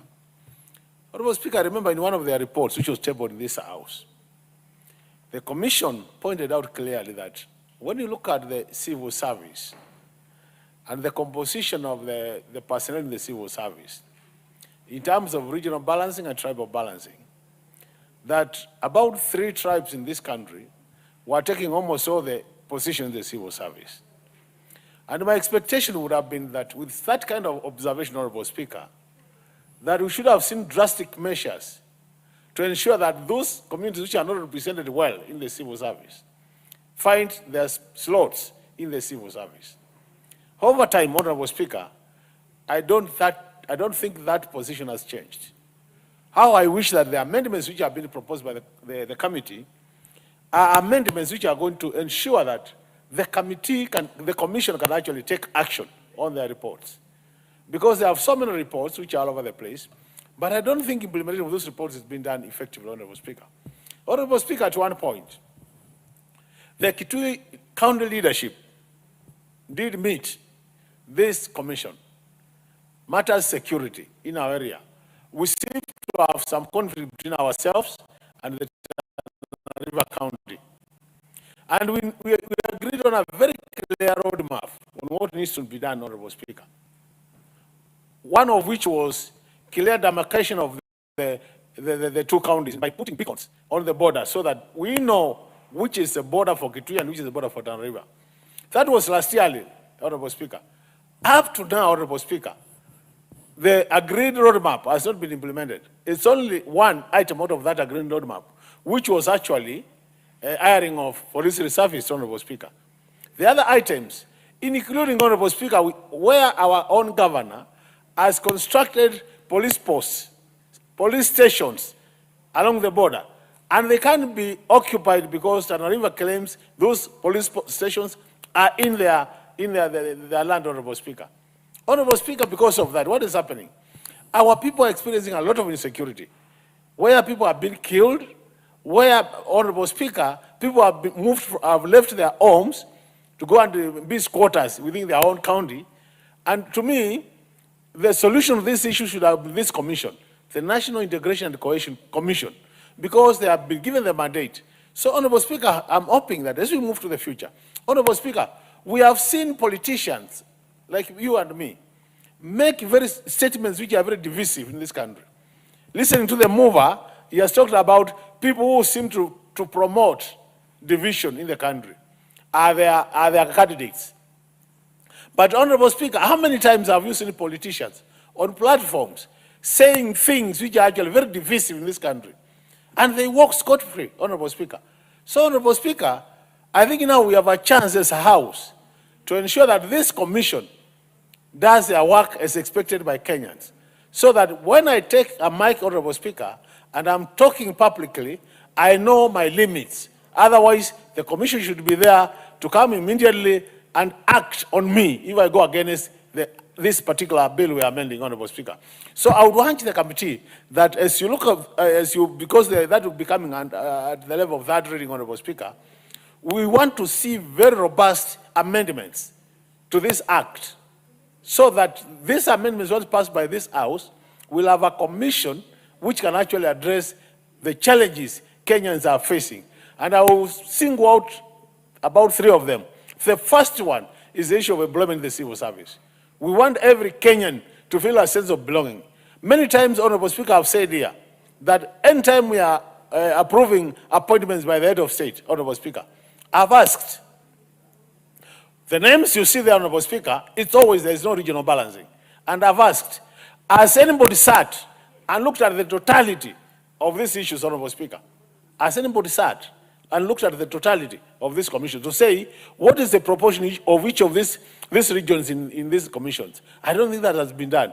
The other thing, Honorable Speaker, we have the marginalized groups in this country who also need their slots in this public service. We have just been discussing about drought, Honorable Speaker. Honorable Speaker, you cannot have a united country when some people are dying of famine and others have excess food. And there is no clear strategy on how to move food from one area to the other. We have been talking about drought in this country, Honorable Speaker, since I was born. And even before I was born, I used to talk to my grandfather, Honorable Speaker, and I would ask my grandfather, when were you born? And the only thing he could remember is I was born when there was this drought or when there was this famine. Because we are not recording, Honorable Speaker, which means this thing has been there for long. It is self-deficit, Honorable Speaker, with all the technology, with all the knowledge we have, that we can't plan well. We have early warning signs, Honorable Speaker, where you can know, by this, possibly next year, there will be a drought. And despite all this information, Honorable Speaker, we are not using it. So this commission has a lot of work to do. And how I wish, Honorable Speaker, this House can fast-track the amendments so that very soon we have an act of parliament which will enable this commission to act. I always symbolize my friend, Kobia.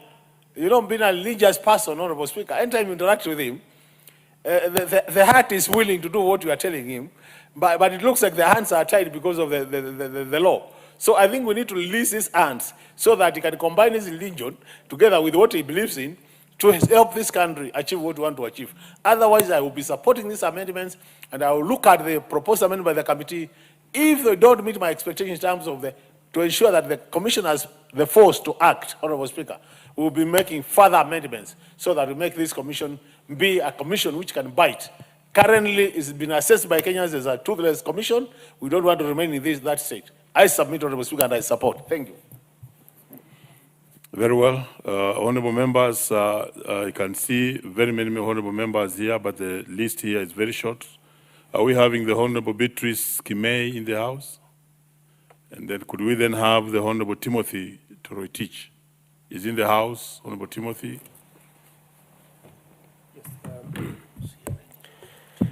Thank you, Honorable Speaker, for giving me an opportunity to contribute on this very, very important bill. That is the National Cohesion and Integration Bill of 2023.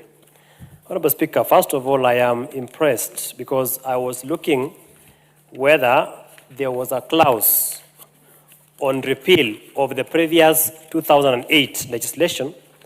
Honorable Speaker, I have noted with a lot of satisfaction that clause 85 of this bill provides that this bill repeals Act number 12 of 2008, which was the National Cohesion and Integration Act of 2008. Honorable Speaker, however, having looked at this bill in its entirety, I do not see, the move of the motion has not clearly highlighted the difference between the 2008 legislation and this current bill. Because, Honorable Speaker, under the former law, under the current legislation, which this bill seeks to repeal, we had a problem that the commission currently established under the National Commission and Integration Act of 2008, that the current law does not have an enforcement mechanism. Honorable Speaker, I have looked at this bill. I have not seen that issue being addressed where the commission has been given teeth to bite. It looks to me as if it is still a toothless bulldog. And I think when we come and when we retire and look at the substance of this bill, we should look for a way of having this bill.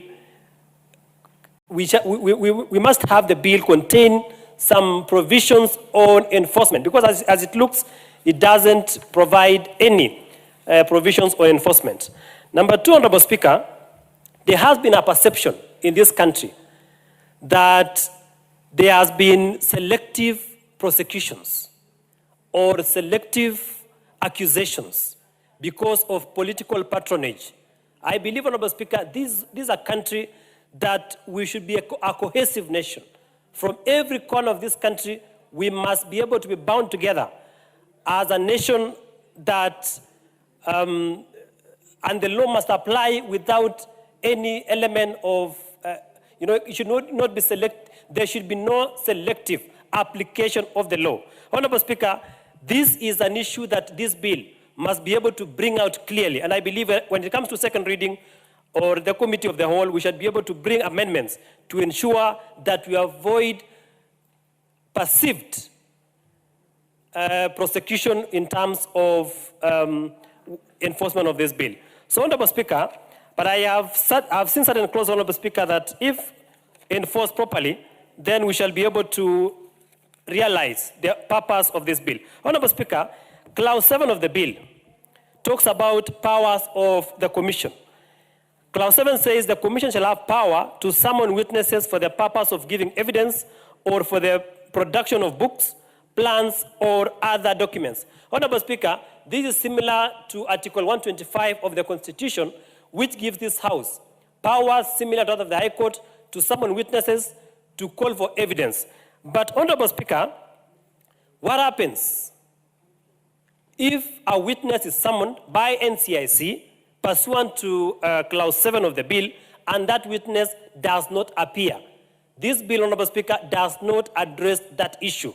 So, Honorable Speaker, when it comes to the committee of the whole, we shall be able to look substantively at the contents of this bill, so that if, for example, in this House, Honorable Speaker, if a witness does not appear before a committee, the committee has powers to issue fines up to 500,000 for a witness who has failed to appear before a committee. Honorable Speaker, this bill does not provide sanctions for a person who does not appear before NCIC Commission in case of an alleged offense. Honorable Speaker, I have also looked at Clause 41 of the bill, which is very progressive. It talks about discrimination in employment and says a public entity shall not recruit or have its employment more than 1/5 of its staff from the same ethnic community. Honorable Speaker, this is progressive because we must have national integration in terms of employment. We should have equal opportunity employment in this country all across, irrespective of the community or the tribe that an individual comes from. So, Honorable Speaker, this one also enforces Article 27 of our Constitution on non-discrimination.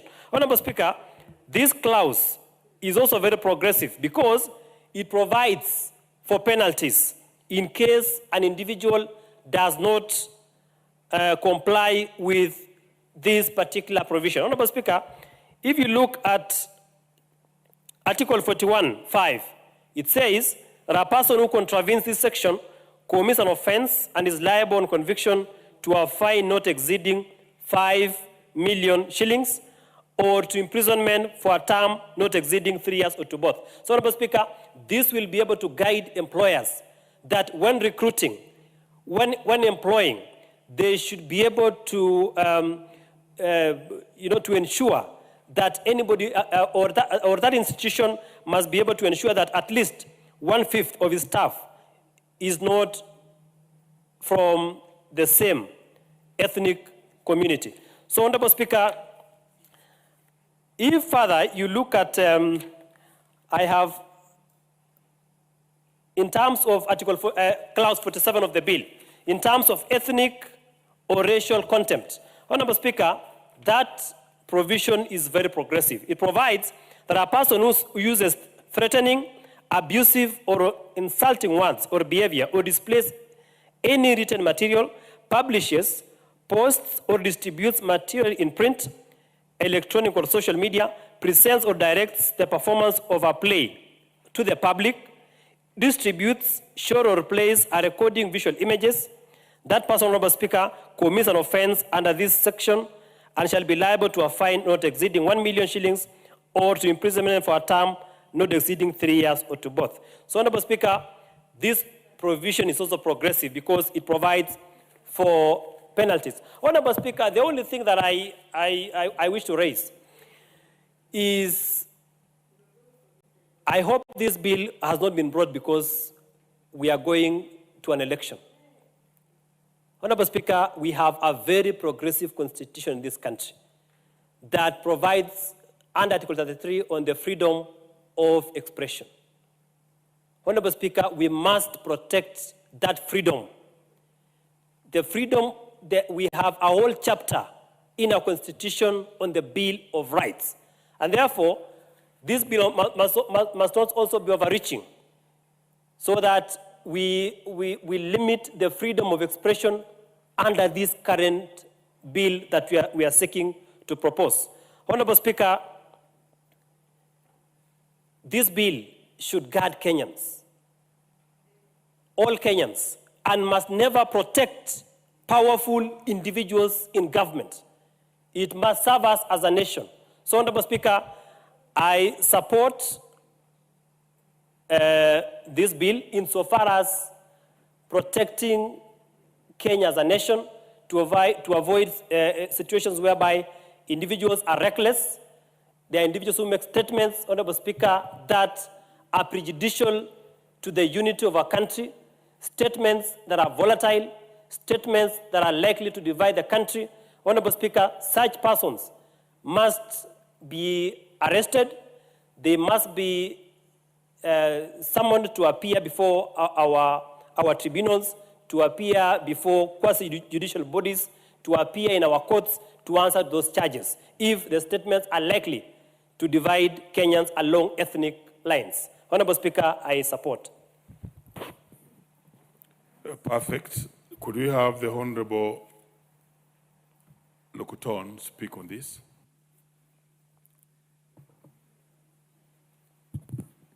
Thank you, Mr. Speaker. Mr. Speaker, I'd like to thank this House for introducing the amendment to this bill. Mr. Speaker, this bill was introduced in 2007 and 8. It was born out of the 2007 and 8 pro-election violence, Mr. Speaker. And Mr. Speaker, it was a noble idea that it was started because it gives hope to many Kenyans that now we'll be able to live peacefully with each other, not hurling insults or even use social media to provoke others. Mr. Speaker, 18 years later, NSIC has very little to show for it, Mr. Speaker, because we still have hate speeches going on, Mr. Speaker, that continue to pollute and poison our airwaves, Mr. Speaker. And as my colleague said, that the NSIC issues directives, prosecutions, but they have no teeth to bite. So, Mr. Speaker, I would love to see the amendments done if they actually address that. Mr. Speaker, on a more important issue is the issue of cohesiveness itself, Mr. Speaker. Mr. Speaker, the marginalized people of northern Kenya and other parts of this country feel disadvantaged more than ever before. Mr. Speaker, this bill was their hope. This bill was going to save them from the discrimination they're facing from the government and other people in this country, Mr. Speaker. Mr. Speaker, the irony of it all is that the very people this commission was supposed to help they are more excluded today than before the NSIC was born. Mr. Speaker, let me read the record of what the NSIC said and itself recently, that its latest audit of ethnic representation in public universities, NSIC found that out of the 27,596 employees, there was not a single individual from 10 Kenyan communities and members of this country, Mr. Speaker, from the El Molo, from the Konso, from the Oromo, from the Rendile, from the Makonde, and many other tribes, Mr. Speaker, ethnic groups, Mr. Speaker. Mr. Speaker, this was what NSIC was made for, to change and make sure the people are not marginalized in this country. Mr. Speaker, the NSIC itself has given us those ethnic groups that they say are not employed, and they've not done any effort to rectify their mistakes, Mr. Speaker. Mr. Speaker, the Commission did nothing about it, apart from holding press conferences, Mr. Speaker, reports, conferences, and then move on to their next agenda. Mr. Speaker, I hope that these amendments in this bill will help save the situation across the public institutions, or even worse, Mr. Speaker. The same NSIC report revealed that about 70% of all jobs in state corporations are held by 5 or 6 ethnic groups. Mr. Speaker, NSIC never addressed that. As a matter of fact, it goes worse. Mr. Speaker, the marginalized people of this country would long to be included in the development of Kenya.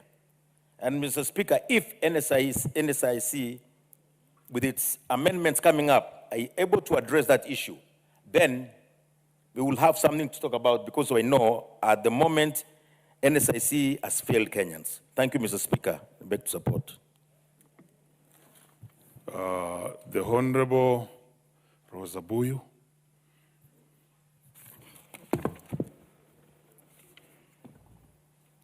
Mr. Speaker, I want to thank you for this opportunity to actually stand and support the committee on the timely intervention in making sure that they uphold the constitution of the country. Mr. Speaker, the Kenyan constitution is the supreme law of this land, and any law must abide or align itself with that constitution. So I want to congratulate the committee for actually seeing it fit that they want to bring these amendments to ensure that the National Cohesion and Integration Commission bill would actually align itself to that, to our constitution. Mr. Speaker, our constitution talks about all Kenyans being equal, regardless of sex, regardless of age, regardless of color, regardless of tribe. And what this amendment seeks to do is to just enhance what indeed is in the Constitution. Mr. Speaker, the amendment recognizes the fact that currently we don't have equality in employment opportunities. Mr. Speaker, that is something that has really created a lot of conflict and a lot of ill feeling amongst Kenyans who feel that they are qualified for an opportunity, but sometimes they're discriminated against because they don't come from a particular tribe or a particular section of this country. Mr. Speaker, for that reason, I want to support this amendment, because it does not matter where you come from in this country. It does not matter what sex you are in this country. If you have that qualification, you must be given equal opportunity in terms of consideration to be employed. Mr. Speaker, it also addresses resource distribution in the country. We know that many parts of this country feel alienated and discriminated against. Mr. Speaker, you go to the northern part of this country, sometimes there's drought and you cannot imagine what you see on our television screens. Animals dying, people dying of hunger, yet in other parts of the country, there's bonus and there's a lot of food, Mr. Speaker, and people seem to be prospering when other parts of the country, people seem to be, to actually be dying. Mr. Speaker, this will actually ensure that the country, or a lot of effort, is put in ensuring that whatever is plentiful in any part of this country is actually shared amongst all Kenyans, so that we all indeed do feel like Kenyans. Mr. Speaker, affirmative action is one of the things that is well addressed in our current constitution. Mr. Speaker, we know of Article 27 that clearly states that in any opportunity or in any appointive position, there must not be discrimination of sexes. If, for example, you have an opportunity to employ 3 people, you can have 2 people being male and 1 being a woman. Or you can have 2 people being female and 1 being a man. In that way, we have inclusion of all sexes within any appointive or elective position. But, Mr. Speaker, long after the Constitution was promulgated in 2010, That article has still not been operationalized. Mr. Speaker, the onus was given to this parliament to actually come up with a way or a manner or a policy in which the Article 27 could be operationalized. But parliament has failed in that. Mr. Speaker, if we do have this amendment, the focus will be on parliament, that it must make sure that any discrimination against any sex or any part of that constitution that has not been operationalized to ensure that every Kenyan is equal to the other will be addressed. Mr. Speaker, for that reason, I support this amendment. Mr. Speaker, the amendment also talks about hate speech. We are now going into the election period, and we know what is happening in this country. Mr. Speaker, the politicians have actually been reckless in their utterances, in disregard of the fact that they could actually take this country into, they could actually run down this country. Mr. Speaker, Rosa, yes, Mr. Speaker. who are the politicians? Mr. Speaker, I'm one of the politicians. Proceed. Yes, Mr. Speaker. So that including Rosa Buyu, we've actually become irresponsible in our utterances. We forget that we have the responsibility to ensure that we uphold the peace and unity of this country. But Rosa or any other politician will carelessly get up and use abusive language or say things that are discriminatory to a certain community. Mr. Speaker, I hope that with this amendment, that will be addressed. Because, Mr. Speaker, if it's not addressed, we will not wait for 2027 to have elections. Because what is happening in the country now, Mr. Speaker, is something that should not be encouraged. Mr. Speaker, for that reason, I actually support this amendment. Mr. Speaker, my only problem is this amendment does not give the commission teeth. This commission has existed for a long time, but it has become a talk shop because they will meet communities. They will actually summon people who are charged with hate speech, but they do nothing after that. So I hope that when we do come to effecting this bill, we will have addressed the issue of giving teeth to this commission. Because if it has teeth, then politicians or anybody else who wants to speak ill or speak hateful against one another will actually be brought to book. And because of that, it will act as a deterrent so that we all align ourselves to being one unified country, one peaceful country. But without that, Mr. Speaker, this commission will still be a talk shop and a toothless commission. So I would urge this committee that when we do move, Mr. Speaker, we must give teeth to this committee to ensure that it does what it's supposed to do. Because, Mr. Speaker, we have gone to many countries, but there's no country like home. Kenya still remains to be the best country to be in. I, for one, know that I have no other home. And it's my duty, even as a politician and a leader of this country, to ensure that I uphold the peace and unity of this country. And this is one commission that can help Kenya remain united. Mr. Speaker, I support the amendment. Thank you, Mr. Speaker. The Honorable Janet Chitine.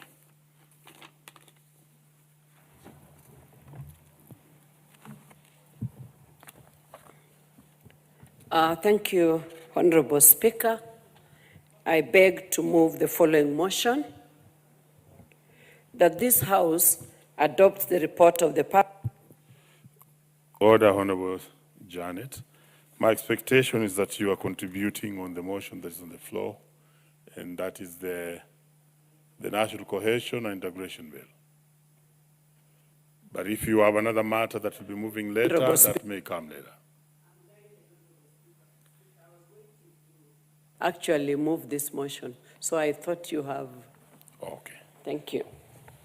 So then, there being no any further interest in this one, I'll call upon the mover to reply. Mover.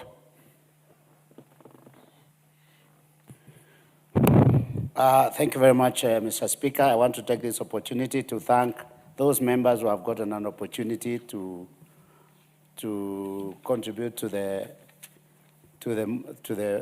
motion, and appreciate the comments that have been made.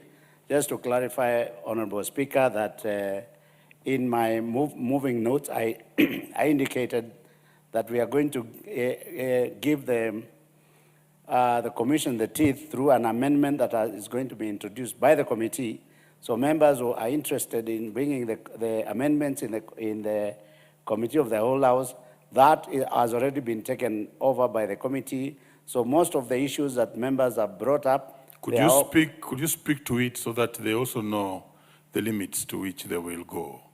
Now that you are saying and indicating that you have already done that.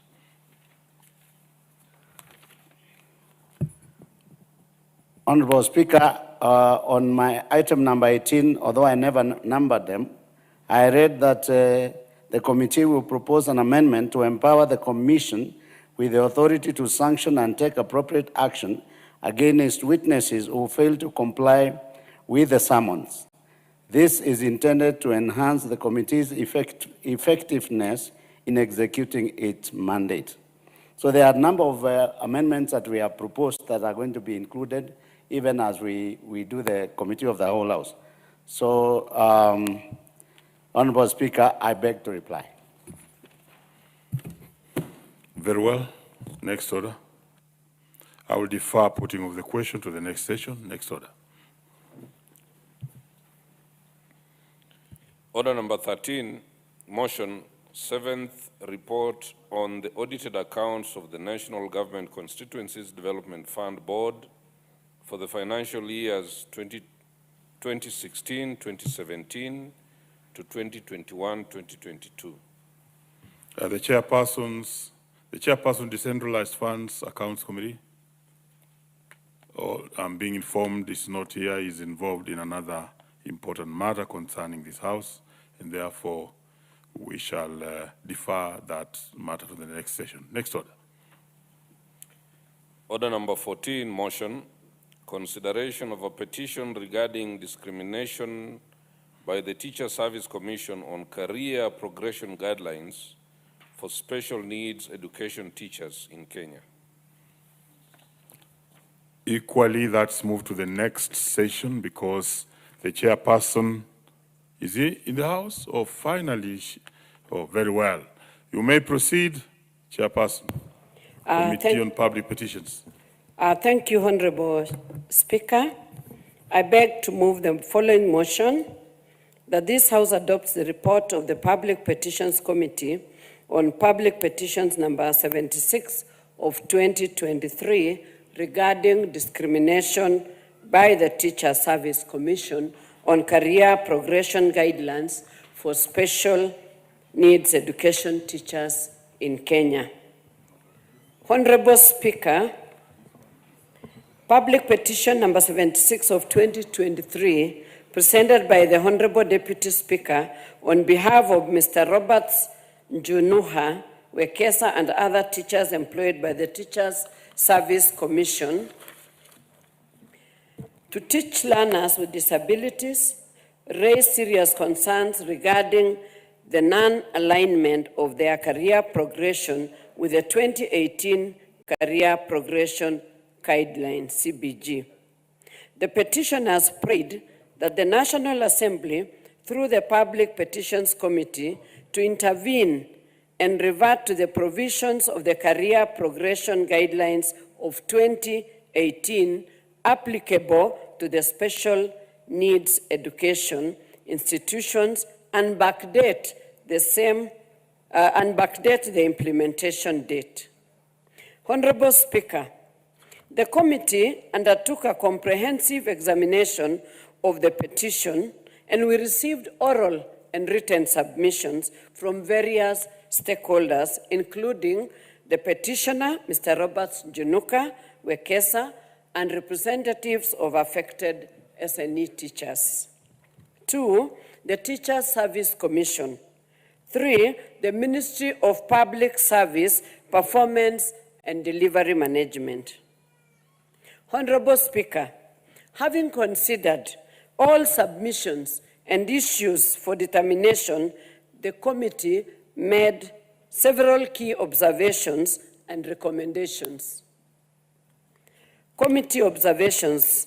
The committee observed that the issue of career progression for SNE teachers is a matter of administrative inconsistency and delayed implementation, characterized by the job titles of SNE teachers in the payroll, the job titles of SNE teachers in the payroll differ from those in the career progression guidelines.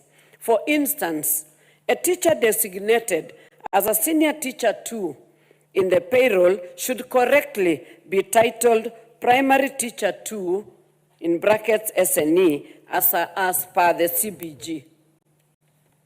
This inconsistency has contributed to the confusion and delayed the teachers' rightful recognition and progression within their rightful roles. The Teacher Service Commission had not completed the alignment of the grading structure for SNE teachers with the career progression guidelines of 2018.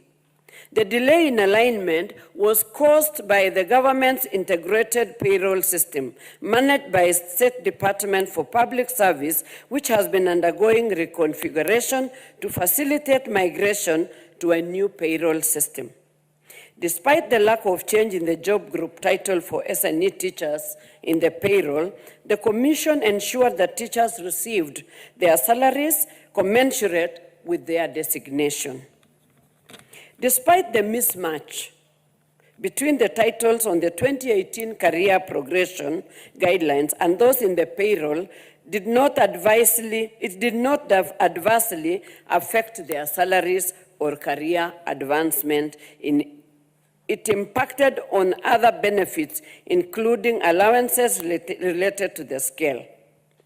The committee key recommendations was, in light of the observation made, the committee recommended that within 6 months of the adoption of this report by the House, the Teachers Service Commission, in collaboration with the Cabinet Secretary, Ministry of Public Service, Human Capital Development and Special Programs, align the grades for the job titles in the payroll to reflect those in the career progression guidelines of 2018, specific to the SNE teachers, and backdates the implementation of the same to 2017 to ensure that the SNE teachers get their rightful benefits accrued since the rollout of the new payroll system. Honorable Speaker, I wish to express the committee's gratitude to the petitioners, the Ministry for the invaluable input which enabled the committee to compile this report. I also extend my sincere appreciation to your office and the office of the clerk of the National Assembly. I further thank the honorable members of the Public Petitions Committee for their diligent participation in the deliberation, as well as the committee secretariat for their professional support in preparing this report. Honorable Speaker, I now call upon Honorable Phyllis Bartow to second this motion as I urge the House to adopt the report. And I thank you, Honorable Speaker. Could you indicate that you move and call upon? And Honorable Speaker, I therefore move this motion. Thank you, Honorable Speaker, and ask Honorable Bartow to second it. Honorable Bartow. Thank you, Mr. Speaker. I second the motion. Now that it's a very important motion, it will cure the discrimination of teachers with special needs. A teacher is a teacher at whatever time, and they are trained, and they should be treated equally at all times because they play the same role. They transmit knowledge just like any other teacher. So I second the motion. Honorable members, I now propose the question, which is that this House adopts the report of the Public Petitions Committee on its consideration of the public petition number 76 of 2023 regarding discrimination by the Teacher Service Commission on career progression guidelines for special needs education teachers in Kenya, laid on the table of the House on Wednesday, 19th November 2025. Yes, what is it, Honorable Rosa Bui? Thank you, Mr. Speaker. Mr. Speaker, I rise on Standing Order 35 to raise a question on the quorum, required quorum, to allow us to proceed, Mr. Speaker. Very well, the Sergeant at Arms, ring the quorum bell for 10 minutes.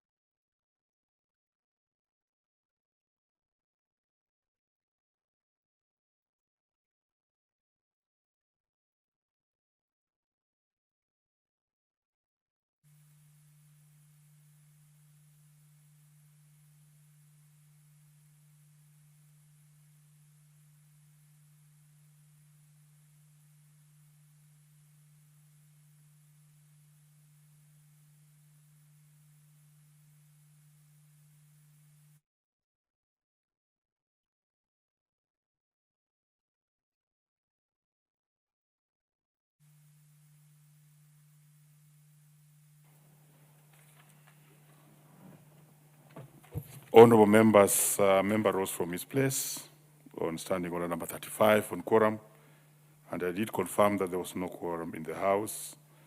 I since then asked the Sergeant at Arms to ring the quorum bell for 10 minutes.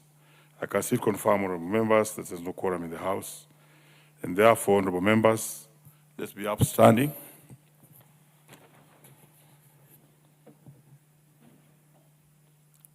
Honorable members, and the time being 7:21 p.m., this House stands adjourned until tomorrow, Thursday, 19th, 02/2026 at 2:30 p.m.